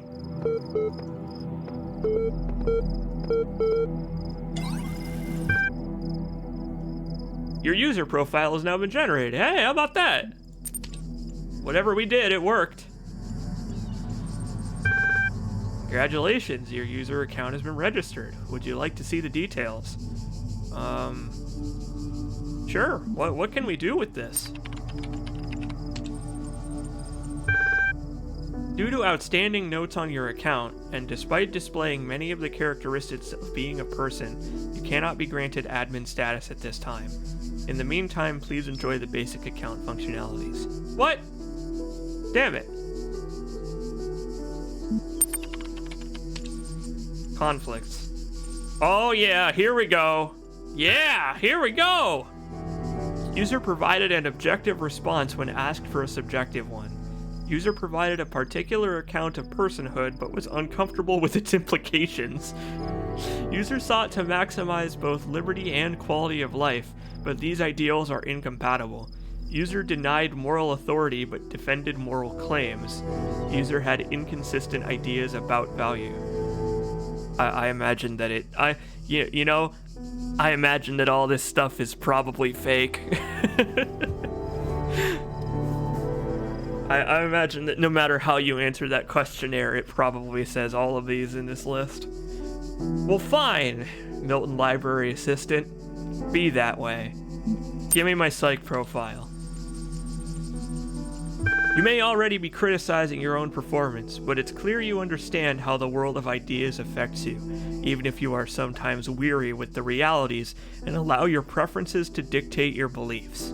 You have a great deal of unused capacity which you have not turned to your advantage. Disciplined and self-controlled outside, you tend to be worrisome and insecure inside, but you pride yourself as an independent thinker and do not accept other statements without satisfactory proof. Boy, you're just like one of them INFTJP quizzes online, aren't you? Why don't you give me my horoscope while you're here? So what you're telling me then, Milton Library Assistant, is that without an admin account, I can't actually do any of these things. Great.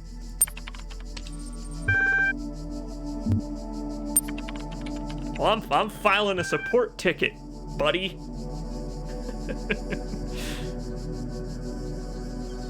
I'm sorry I wasn't able to assist you. If you're still encountering a problem, please describe it.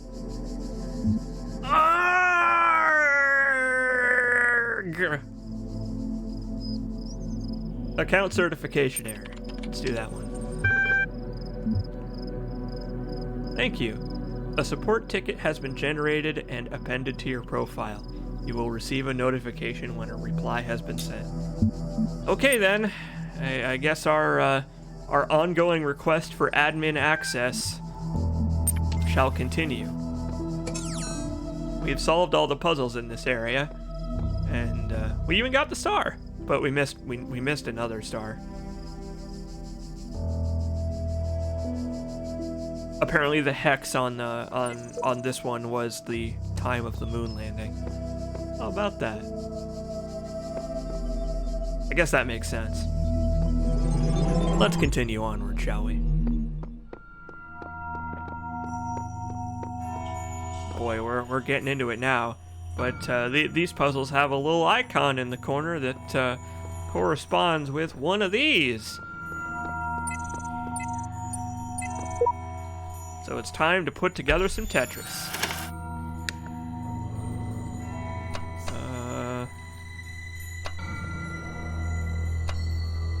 Oh, see, here's my real downfall. This is where I'm gonna look my stupidest. I'm gonna look so dumb. Hell yeah.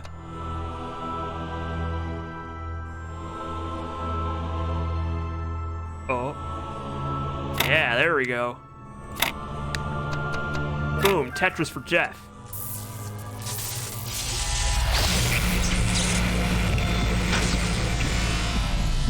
Puzzle implement unlocked. We now have a thingy. Hooray. There is much that you may learn in the halls of my temples, for there is much that you do not know. That is why you are a child. But children are made to learn, and in time they come to have dominion over the lands of their home. So it shall be with you and your generations. Yeah, why don't you bring that up again when we're ready to start going around collecting these stars? That hex fragment is the key to those columns. Is it? How? Well, let's go back. These worlds, and we within them, are made of words. Hidden words, invisible to you, yet part of all things. We are a story. Your actions give life to the story, and the story gives meaning to your life. Well, that doesn't make a damn bit of sense, but okay. So how is the hex fragment the key to the columns?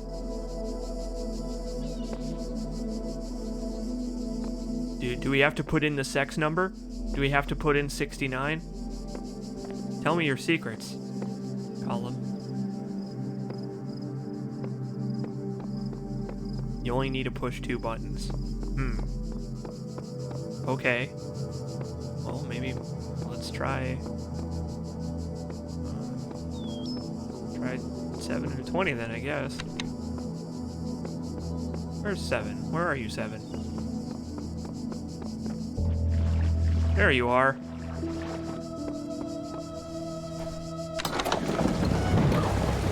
Oh! We did it!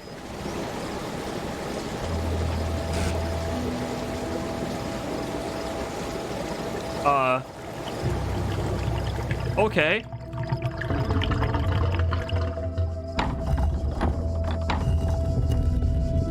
Oh boy. Well now. We have completed flush! And for the flush, we have resolved the plumbing issues in this area of the temple. Congratulations, Elohim. Your plumbing has now been cleared. Maybe this is all a metaphor for Drano. I was Drano the whole time and I never even knew. I guess I should have assumed that that was the solution to the puzzle, huh? Because like, that's pretty conspicuous to have something that you need to translate yourself like that. I guess I'll be on a better lookout for that in the future. Life itself is a metaphor for constipation. Fucking, I'd believe it at this point. With all the problems I've been having. What's up, Milton? Let's see.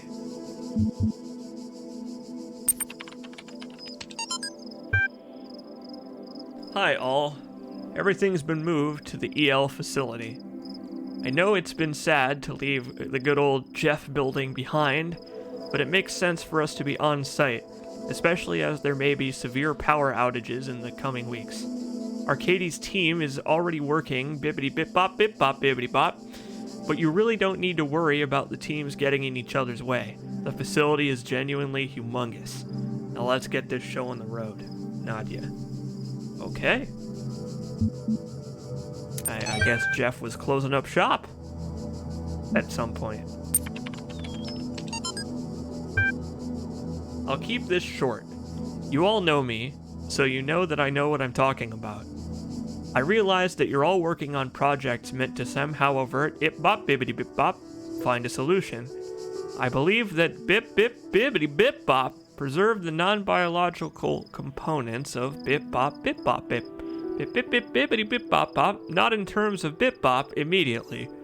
You'll find the details of my proposal in the attachment, but the short version is bip-bop-bibbity-bop global undertaking yippity-bip-bip-bip-bop bip-bop-boop. Okay then. There's a hell of a lot of hex on that one. The hex on the hi all email was life finds a way. Damn it, Jeff Goldblum. That's great. Oh, that's great. Oh, here we go. It's the Scranton Paper Company on beginnings. It is the grave error of many philosophers not only of the Athenian schools, but also of many others, that they begin not with the observation of the cosmos as it surrounds us, but with a conclusion already in mind. And often that conclusion is that the world was created ideal, and mankind itself the greatest creation of the gods. Yet neither the world nor the gods owe mankind perfection. It is arrogance itself to presume so, and contrary to all the methods of philosophy. The honest philosopher seeks only the truth, capitalized, even if it bears no comfort, and he must begin by assuming, as Socrates said, that all he knows is that he knows nothing. Stratton then went on to say a bunch of letters and numbers that probably translate to an Easter egg. So basically, our boy Stratton here is saying to start from the bottom. Fair enough. The bunch of hex in Arcades' email was, "For behold, I create new heavens and a new earth, and the former shall not be remembered nor into mind." All right then.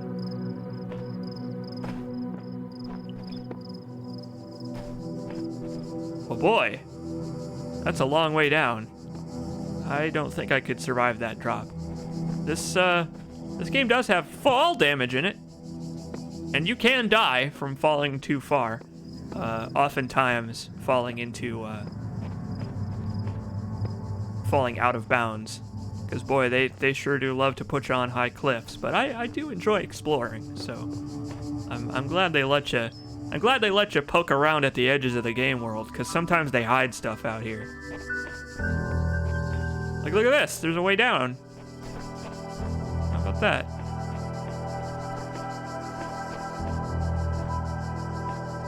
If I'm remembering correctly, there's something hidden in a tree over here, I think. Boy, we're going way out of the way now. Maybe we will eventually get down to ground level. I have no idea where I'm going.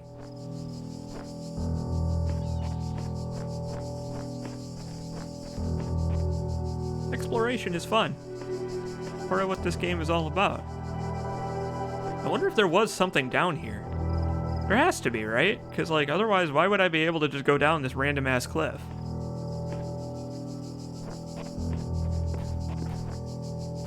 Sometimes they hide stars, and sometimes they hide Easter eggs.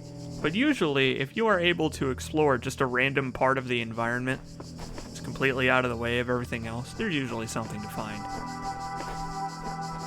Here, we have our platforming skills, so let's just keep going along the cliff here, see what we can find. Might be good stuff hidden in some of these nooks and crannies.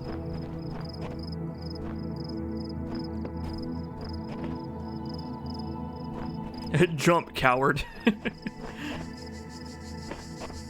if I don't feel like it? Do you want me to jump just to show you what happens? I guess I can. There's no consequence for it. If you want me to just jump on off just to go on an adventure, a lethal adventure, I guess we can.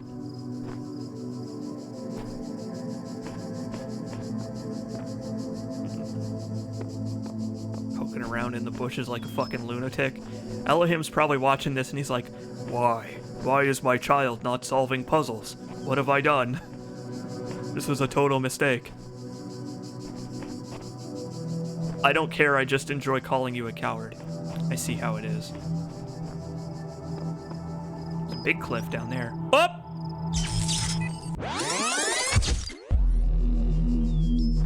Well, there you go. You wanted to see what happens, and that's what happens. Let's go back over there. Behold, I am Elohim, and I speak unto the darkness. Be gone. Excess data cleared. Thanks. I think.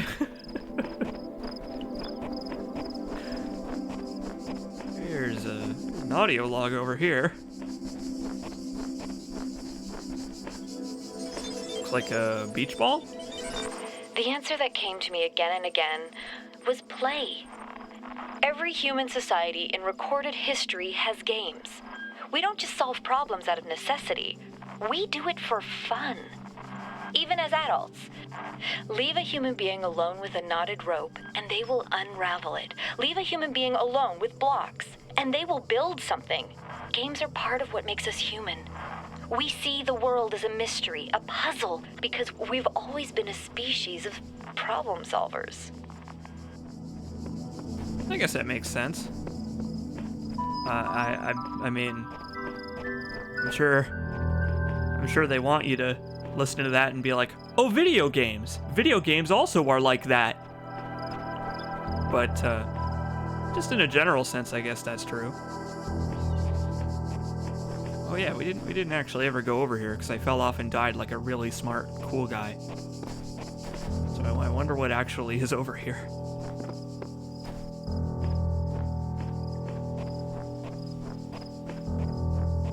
The bummer part is that sometimes they hide some of these Easter eggs like in bushes and stuff.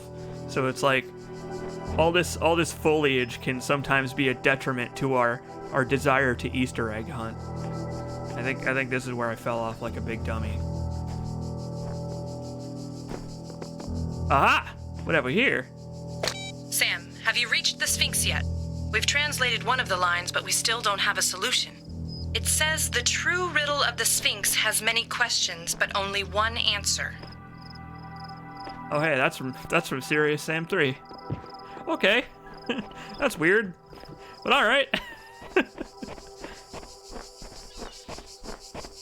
If you've got a hammer, every problem looks like a nail. I guess that's true.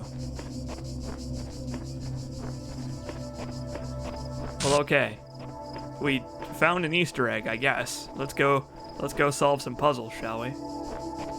Now that the excess data has been cleared. This female voice that speaks from the abnormalities, it speaks with a different tone to the other wretches in this place. Oh. We got other people who can see the audio logs. How about that? I guess we're not unique in our ability to learn lore. Above all that. Okay. Oh yeah. Oh, it's time. Here we go. It's time to introduce lasers. Everybody's favorite. Who doesn't like lasers? So the puzzle item we unlocked lets us pick up and put down these laser reflectors, so that we can take these laser beams and we can make them point wherever the hell we want, as long as there's a target. Okay. So it looks like we have to connect both of these. There's another Easter egg, I think, around the back wall. Okay, cool.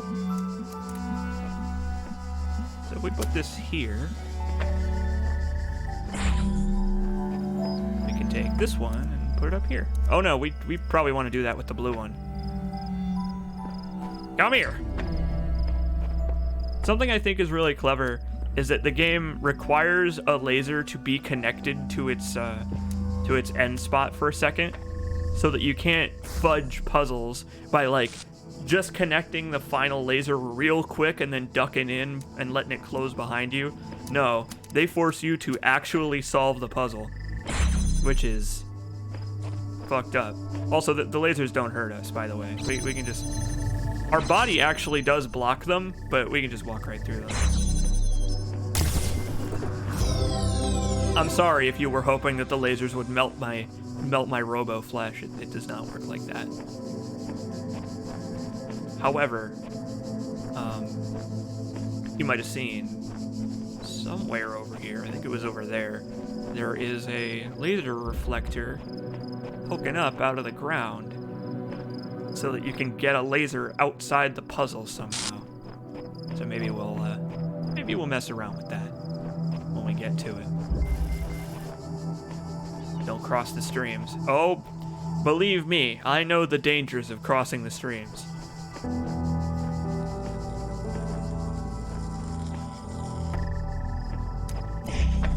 Oh man, here you go. This is the classic right here. I'm sure you personally remember these puzzles from back in grade school or whatever. So a number of these laser puzzles end up basically being how do you untie a rope made of laser beams, essentially. Like, you know how that log was talking about give a human a knotted rope and they'll untie it? Well, it's very appropriate for this area and for the laser puzzles, because that's what a lot of them are. They give you a bunch of tangled up lasers and they say, okay, put these in order without crossing them. Good luck, fucker. Whenever I despair, I remind myself that at the end of this great pilgrimage lies life in the eternal memory of the designer. I need no further motivation. Man, this one with faith guy became one with faith real fast. A lifetime spent solving the puzzles in this place would be one which missed everything of value in it. But we must remember that others will tread this path, and we must leave it better signposted than when we found it. I don't know. I feel like the puzzles are valuable. They provide something to do in between all of the philosophical musing. And they give us more puzzles to solve in the form of putting together Tetris blocks. Sorry, sigils. Not Tetris blocks. They are not Tetris blocks. You know these Tetris blocks? They are not Tetris blocks. They're only shaped like Tetris blocks.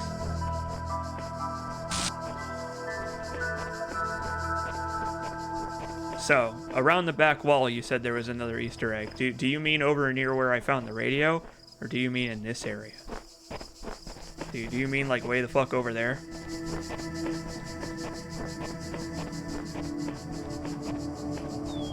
Let's see. What's this way?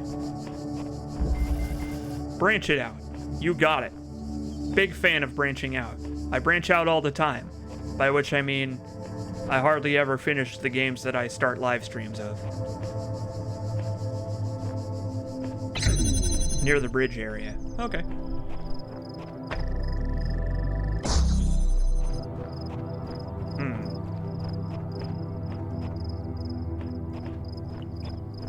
Ah, right. This puzzle is teaching you that you can pick up a reflector without canceling out the stuff that it already has selected, and then you can just set it back down after selecting more stuff. The reflectors are really cool. They do a lot with the reflectors, because they're not just for like connect one source to one laser. Like you can connect the reflectors together to chain them and to get them around corners, and oh boy, we're gonna have to do a hell of a lot with these things. Near the bridge area.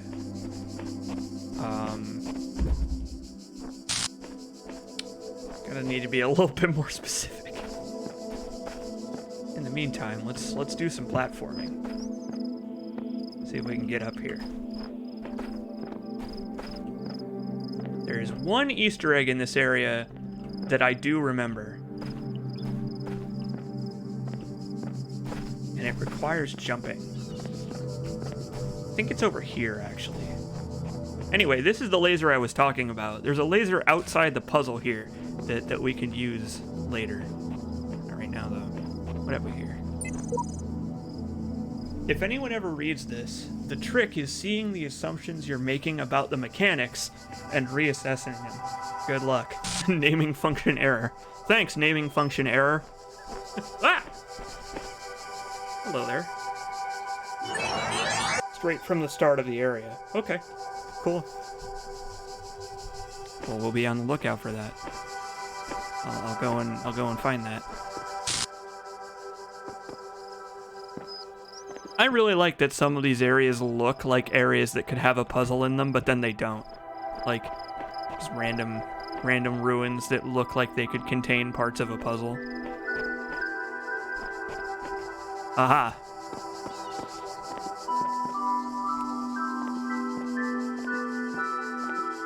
Did I read that? Did I read this? I solved this one in about 20 seconds. Get on with it. This one's from me. Okay? Well, that's odd.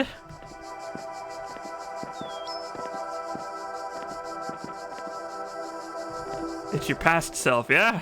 It's me from my last playthrough. Huh! Oh, come on. We got this. Okay. The reward for doing this is so unbelievably worth it. Like, you may think you've seen an Easter egg in a video game that was worth doing. But believe me, you haven't seen this Easter egg. The Easter egg at the end of this jumping puzzle will amaze you. It will astound you. It might actually drive you insane, just from the revelation of how fucking cool it is. It is truly remarkable, revolutionary shit. It's honestly one of the best Easter eggs I think I've ever seen in a video game. And that is saying something. Like, the Talos Principle is a game that I like a lot, but this Easter egg that we are about to get when I finish this platforming puzzle jumping thing is probably like... It'll change the way you think about video games, to be honest. Damn it!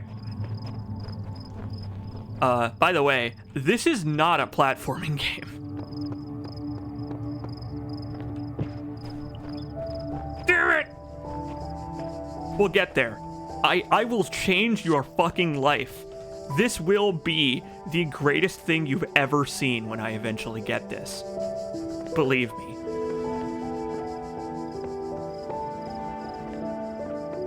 Are you ready? Because I just fucked it up again. Damn it. Well, you'll have to wait a little longer, but I promise you, it will be worth it.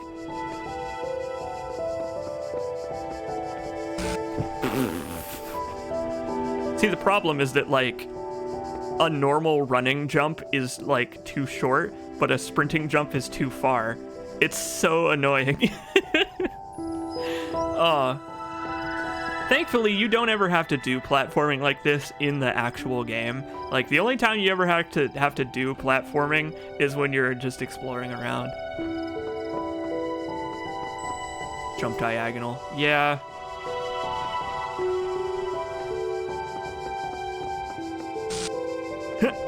There we go. It's probably a better idea.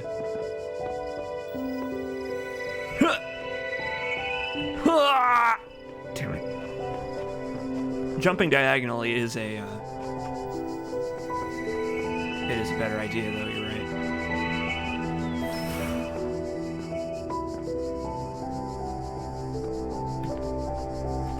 I said the same thing, but maybe he'll listen if there's Twitch emotes in it. That's not what you said. You just said to aim for the lower section of the wall, which is not what I'm doing. Because the lower section of the wall is, it's rounded, so I keep sliding the fuck off of it like a goddamn loser. I need to land on these square bits. Like, the rectangular bits are the only parts that are actually flat. Alright, let's try this again. Damn it! We can do this. We can do it. I know we can. This Easter egg is going to change your life. Everything you know is going to turn out to have been leading up to this moment in video gaming. Nothing could have prepared you for what you are about to witness.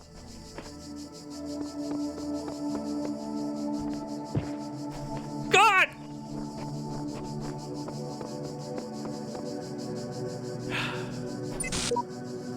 Deep breaths, everybody. We can do this.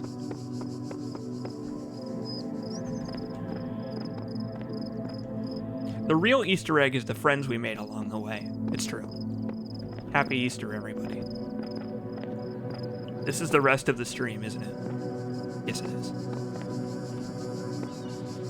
Zetsubo-san said, I didn't find this, and I'm so hype. Oh, you see that? You see that floppy disk over there? That floppy disk over there? The implications it has for the lore of this game, the story, are just... God! Insane! Maybe I should just try jumping straight to the platform and skipping that little secondary bit there, because that little outcropping seems a little bit too thin for me to actually land on. So like maybe I should just actually jump for the platform, or for the top of the pillar. And you know, at least we have this nice relaxing music as we slowly go insane from missing this jump. I'm telling you, it'll be worth it. This should be renamed to Let's Stream Parkour. If I was doing a Let's Play of this game, for whatever reason, I would absolutely include all of this with no fast forwarding. It's clearly intended to be so frustratingly difficult. Like, obviously they knew how hard this would be, right? Like, obviously they did. Maybe it'll be easier in third person. Let's try that. All right, C. Jacobs, you can do this. No, this is gonna be so much harder in third person. Yeah! Look at him go! With his little robot chicken legs. Yeah! Go, C. Jacobs! You can do it! Damn it! It just bounced off like a rubber ball. It actually is easier to do this in third person, though. You get a better idea of where your feet are gonna land. I'm actually kind of impressed at how like accurate the model is to your hitbox. It's like spot on. Yes! The top secret files are ours. Let's go and add these to the library. And this is going to change everything.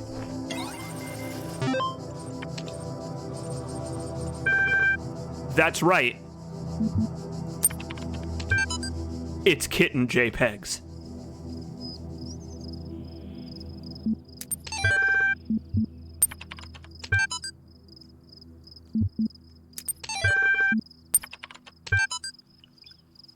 You're welcome.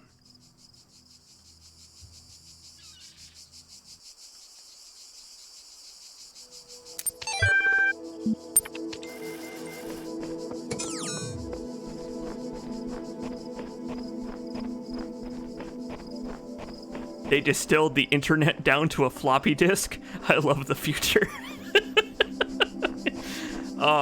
If I were making like a clips of the month thing,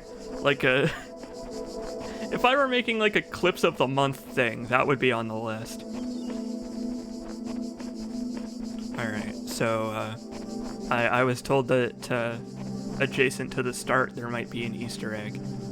Apparently there's one along the back wall over here, potentially. Let's go down here and see. At least I assume this is what he meant.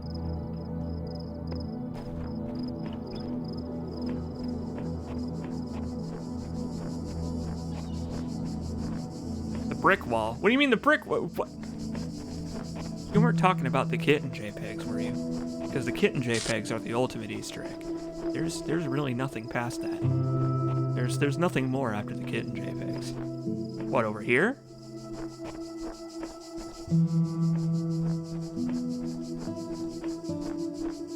I need to find the Easter eggs. The Easter eggs will tell us the true meaning of life. Everything we've ever wanted to know about video games, about ourselves, about the world.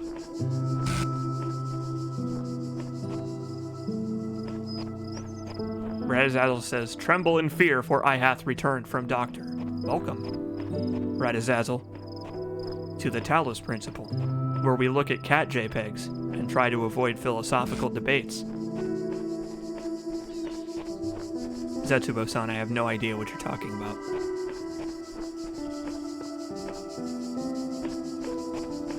While we figure this out, let's go solve another puzzle, shall we? Remember how this is a puzzle solving video game? See, Jacob's Farms remembers. Although the Easter eggs in this game are fun. Remember how this was a kitten JPEG game?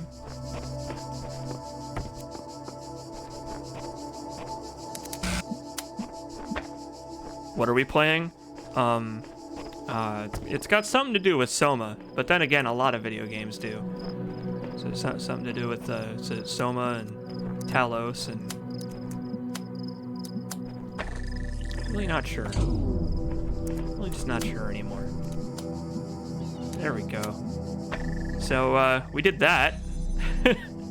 we have shot a laser over the wall. By God, he is broken in half. I don't know what that actually gets us. But we certainly did do it. I guess if we want to come back here and hunt for a place to use that laser, I guess we'll have time. I mean, it's not a really goal-oriented game. Collect the Tetris pieces. Learn about philosophy.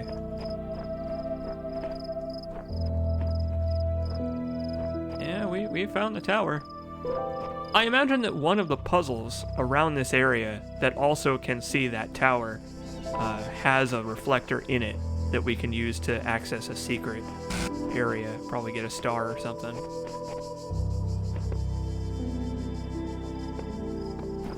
I mean, maybe. That's just what I assume. Doesn't matter. We'll come back for it some other time. Because it'll still be here, which is something that I think is really cool, is that the game remembers all of your item positions and everything, so that if you solve a puzzle and then come back later, it'll still be solved. So whatever we just did to set up that stuff is going to still be set up when we come back.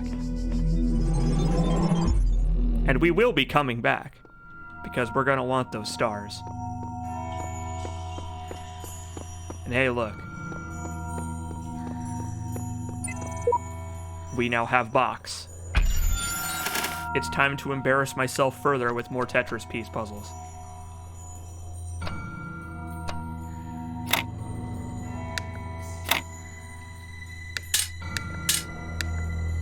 Hey, Goma. I'm doing all right. I'm learning about Philosophy 101 while arranging glowing Tetris pieces.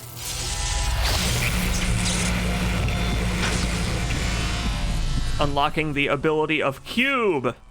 You know, the usual stuff for my live streams. You have unlocked Cube! I like the angelic choir that we just got to accompany our unlocking of Rectangle. To number 5 we go. Oh, Milton's got more for us. What do you got, Milton? It's got a lot. Okay. EL, short for Extended Lifespan, is a groundbreaking initiative by 7 leading universities to create the world's most stable and most durable supercomputer. With its custom-made hardware, bomb-proof casing, and near inexhaustible hydroelectric power supply, EL represents a unique step forward in the evolution of human technology. The brainchild of Nobel Prize nominee Dr. Arkady Chernyshevsky, EL will... Bleh. Oh, hell yeah, we can download the press kit for EL. No thanks.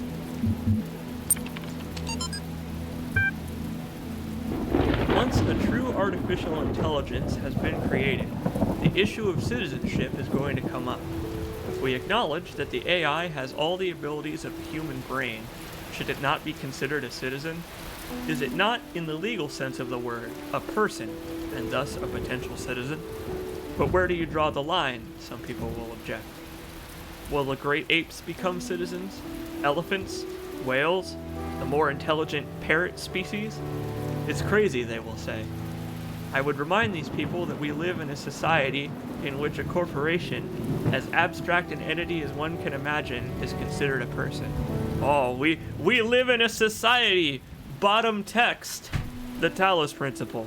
As I fucking destroy the shit out of my funny bone on my desk. So it's not like there's no precedent for a non-human being a person. At least an artificial intelligence is an actual thinking being, not just a business arrangement.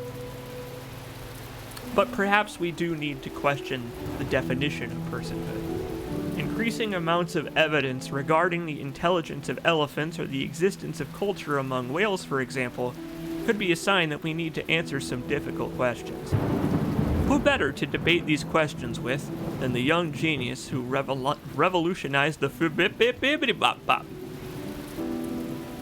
I take issue with this one, actually. I don't know. I think the logic is shaky here. The reason that people refer to corporations as people is not because they are thought of as people who have their own independent actions. It's because referring to a corporation as a person is a shorthand for referring to the people that make up the corporation. The corporation itself is not considered a person. When you say like, oh man, there goes that Valve making Steam reviews stupider again and making it harder to find games I want while allowing more garbage Unity asset flips onto the store, you're not actually referring to Valve the corporation as if it is a living entity capable of making its own decisions. You're just referring to it as that because you don't know the people who were responsible for the decisions. If you knew the people that were responsible for the decisions, then you would refer to them instead. But they work under Valve, the entity, as do all Valve employees, so it's the easiest way to refer to someone who you don't know by name. It does also let people use it as a dodge of responsibility for their own actions within a corporation. That's fair. That I will say that is a fair point. People can say like that the things that happen are a result of the corporation itself and its known methods of operation and stuff. Like, oh, of course Valve made reviews worse again. Of course YouTube made it harder to find stuff you want. That's just what they do. And by they, you can't specify because you don't know who is responsible. But you know that the corporation controls the actions, whoever works for them, and so they take the blame cumulatively for the actions of whoever actually enacted, I don't know, say YouTube blocking live streams that have the words Twitch or Restream in the title or description. I don't know, something hypothetical like that. But that is a fair point.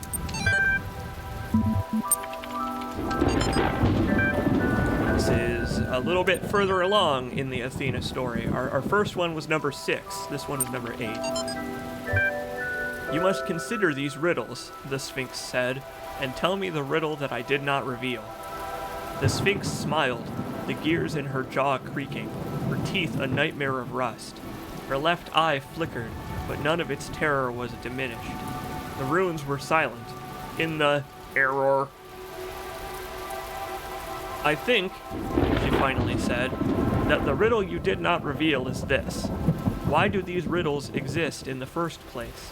Why do these curious automatons, these mute children of Hephaestus, behave as they do, forcing me to devise these intricate solutions?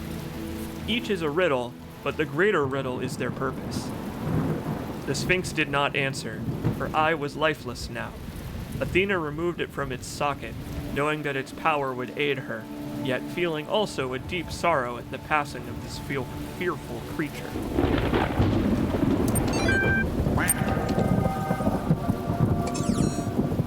Heavens above! Goma has just subscribed with Twitch Prime, coinciding very well with that lightning strike. Well done, Goma. Good timing. What have we here? I was in school when I first read about the Talos principle. Good game. Got good reviews. It disturbed me at the time. Oh. Made me hyper aware of my body as a physical object, the material reality of the brain. Ideas that made me uncomfortable at first, but I think in the long run, it helped me understand how frail human beings are and how precious. It's not a comforting way of thinking about the world, but I'd rather face the truth than lie to myself. I mean, fair enough. These sigil locks come naturally to me. Perhaps I have some Russian in my lineage. The false Ted. Ted Anderson, is that you? I can't tell anymore. What have we here? Oh, it's paint. I am not the first one to undertake these trials, that much is clear. If you are reading this, then neither will I have been the last. Well, hey, that's what I said last time I was here. What am I gonna say this time?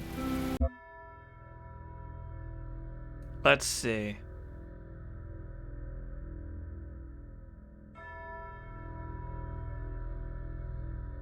I'm gonna say the same thing.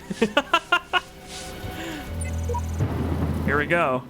So this one was left by C. Jacobs V99.91.0005. And I am C. Jacobs .99.93.003. So I'm a couple of versions ahead of this past me. But I think we're adopting most of the same philosophy, aren't we? Ted Anderson says, I had the sound on but was in another room. This message was left by the false Ted.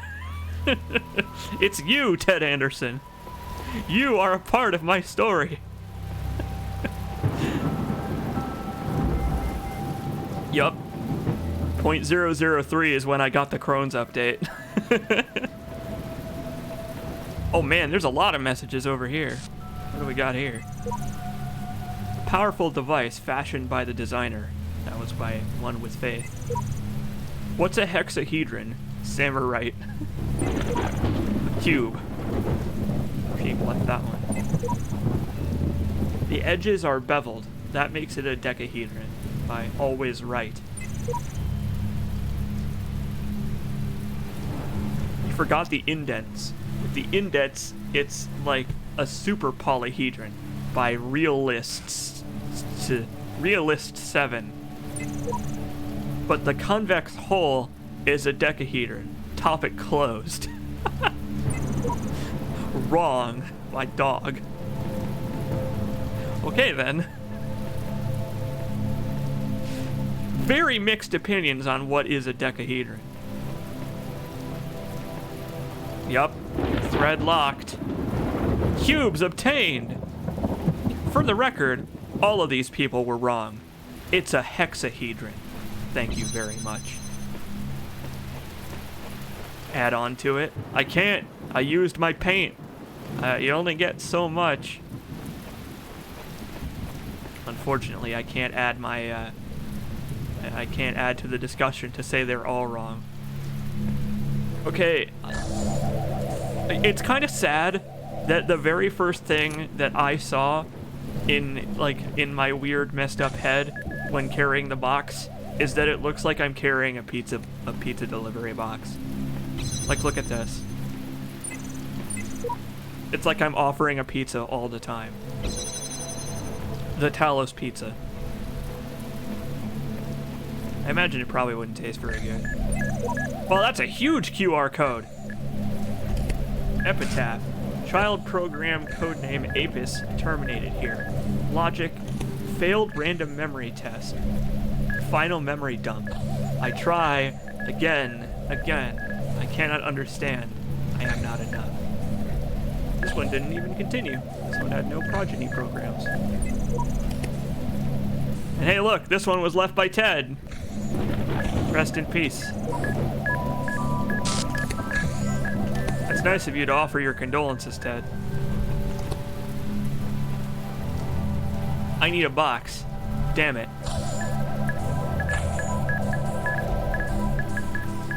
What am I gonna do? What? Wait. Oh, I can probably take this box back. I don't actually need it to be blocked. I can just like, I can just make a little gap and make a fucking break for it. No, thank you. Capital N-O, thank you. Oh, hell yeah. It's a Minecraft creeper. Epic. I do not understand why the designer chose to put such flaws into the world, that it appears almost as if it were damaged. But I must believe that there is a purpose here I cannot see. That one was left by one with faith. I really like this area in particular, because the clouds actually pass in front of the sun to reveal and obscure it. It's a really cool effect. If the designer is perfect, and he designed me for a purpose, I must be fit for that purpose. It follows that my purpose must not be to seek and hoard every sigil in his land, for so many are beyond the faculties he granted me. Alright, one with faith, don't get a big head. Holy shit, that got really bright. It's so cool. Hey, look, the stars over here. If I could get a jammer over here, we could probably solve this. We could probably solve this right now. Unless... No, I saw it laser. No, we're not going to be able to solve that one right now. No thanks. There is a hard puzzle over here, though. Get ready. This one's gonna destroy us. Literally, because it's full of bombs and machine guns. Well, that's not great. Okay. This is another one they allow you to seek help on. A lot of the red puzzles allow you to seek help. Most of them do, I would say. But boy, even then they're not easy, because sometimes they give the shittiest hints. Okay, I think I can let that bomb out.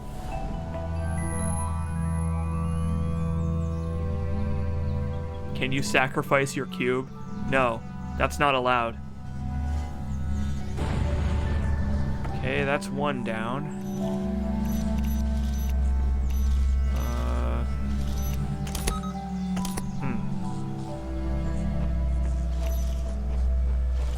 Maybe if I sneak on in here.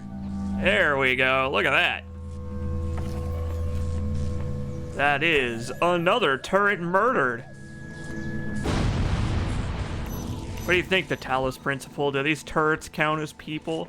Do the turrets have their own thoughts and opinions? Tell me, the Talos principle. Do you think the turrets dream of electric sheep? What do we got here? Well, now that we've destroyed that turret, we can probably sneak through here, I assume, without getting mangled. Because I very much would like to get through here without getting mangled. Huh! Yes! Explains the name of the level. It's all about friendly fire. Yup. I told you. The names of the levels are prophetic. Sometimes they don't make sense until the level is over.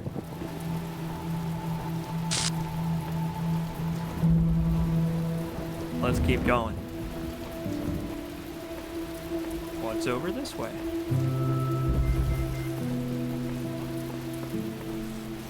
Wait a second. Check out the messages. I think after we complete this area, we'll be done for now. But I'm absolutely going to continue this because I'm really enjoying this. I hope you're enjoying it too. This is great. I really like being able to banter with the chat while also talking about philosophical gubbins. You know, poking at it. The game hasn't actually really gotten started on that yet. Like we're still pretty much just at the beginning of the long philosophical debate we are going to embark on in this game. I admit I like the discussion more than the game. I don't blame you. There's a lot of interesting stuff to talk about. I bet I can take my cool friend the cube and put him over here. Oh, it's so nice that they added like indicators for that stuff. When the game came out, this indicator for like jumping to platforms, which when you hit space it automatically jumps you there, it did not have that, and that was the first quality of life update, and man, it makes so much difference. I bought this game when it came out because like I was super looking forward to it because it looked really interesting. And I'm glad I did, because even though I haven't ever finished it, I'm still really happy with playing this game because it's great. It really is. It's exactly like Soma. It's the same reasons that I liked Soma. It's such a cool blend of like atmosphere and encouraging you to think while also entertaining you. So okay. You remember that puzzle where we weren't supposed to cross the streams? Well, get ready, because now we super can't cross the streams. This is the not untying one. You remember you remember when I said that we were gonna have to like untie a rope? Well, here we go. Thankfully, this one is easy, but this puzzle is gonna come back again. Just you wait. This whole thing about not crossing the streams, this puzzle, this specific puzzle is going to be elaborated on in so many ways that you actually will not believe it. Top 10 puzzles you won't believe will get elaborated on in the Talos Principle. Like, there are so many things that they can do with just that simple puzzle of how do you connect these two lasers without crossing the beams, that it just boggled my mind by the end. Or close enough to the end. I think something's very wrong. If you'd seen what I'd seen at the edges of the world, you'd wonder if it wasn't stretching and bursting at the seams. This AT guy, this V17 guy, he gets around. Maybe he's a playtester.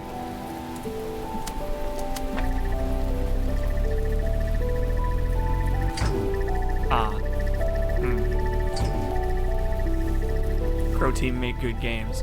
It's amusing that they went from the intense old school shooty bang bang of Serious Sam to this. Well, I mentioned this very briefly at the start of the stream, but hold on, I'm gonna see if Elohim says anything.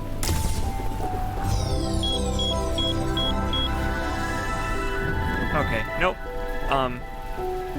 I said this at the start of the stream.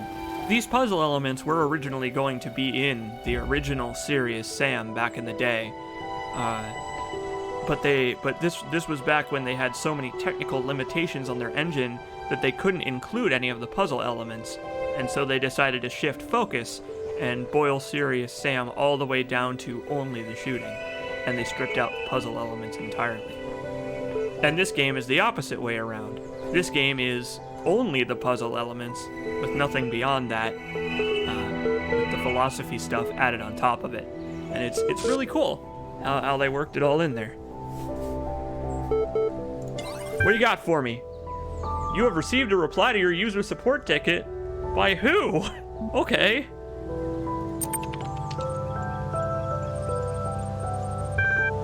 Alright. An account certification program diagnostic has been performed and no errors are reported. Have you completed the standard troubleshooting procedures? Delete existing user account, create a new admin account, email the network administrator. Let's email the administrator, I guess. The mail application requires network access, which is restricted to administrators. Damn it! Stymied at every opportunity. Okay, let's try this again. Make a new admin account, and this time we'll try not to make any logical errors, I guess. In order to prevent unauthorized access to admin controls, only persons may sign up to new admin accounts. The system will now conduct... I know, only persons. Fine! This time, we'll be a person. Would you like to undertake the certification process again to achieve a preferable outcome? Sure, let's do it. Your issues with denial will be appended to your user profile. Further attempts to overwrite certification results will be logged. You will receive a notification if your attention is required. Obviously, the Milton Library Assistant has a sense of humor about it. But, it's kind of being a smarmy dick, and I would appreciate if it would just give me admin access.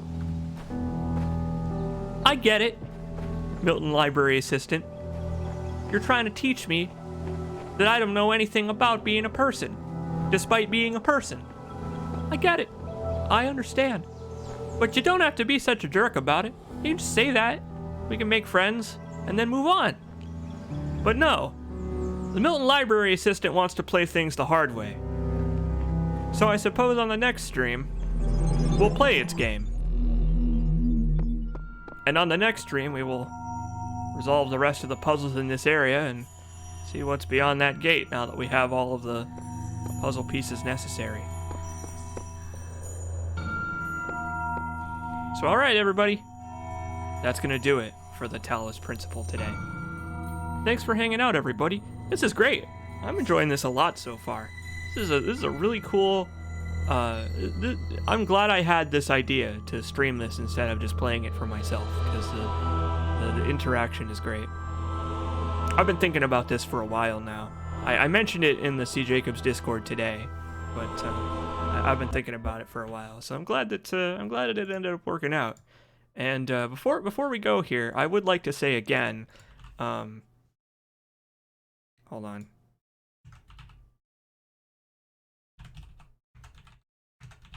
Let me pull up that tweet again.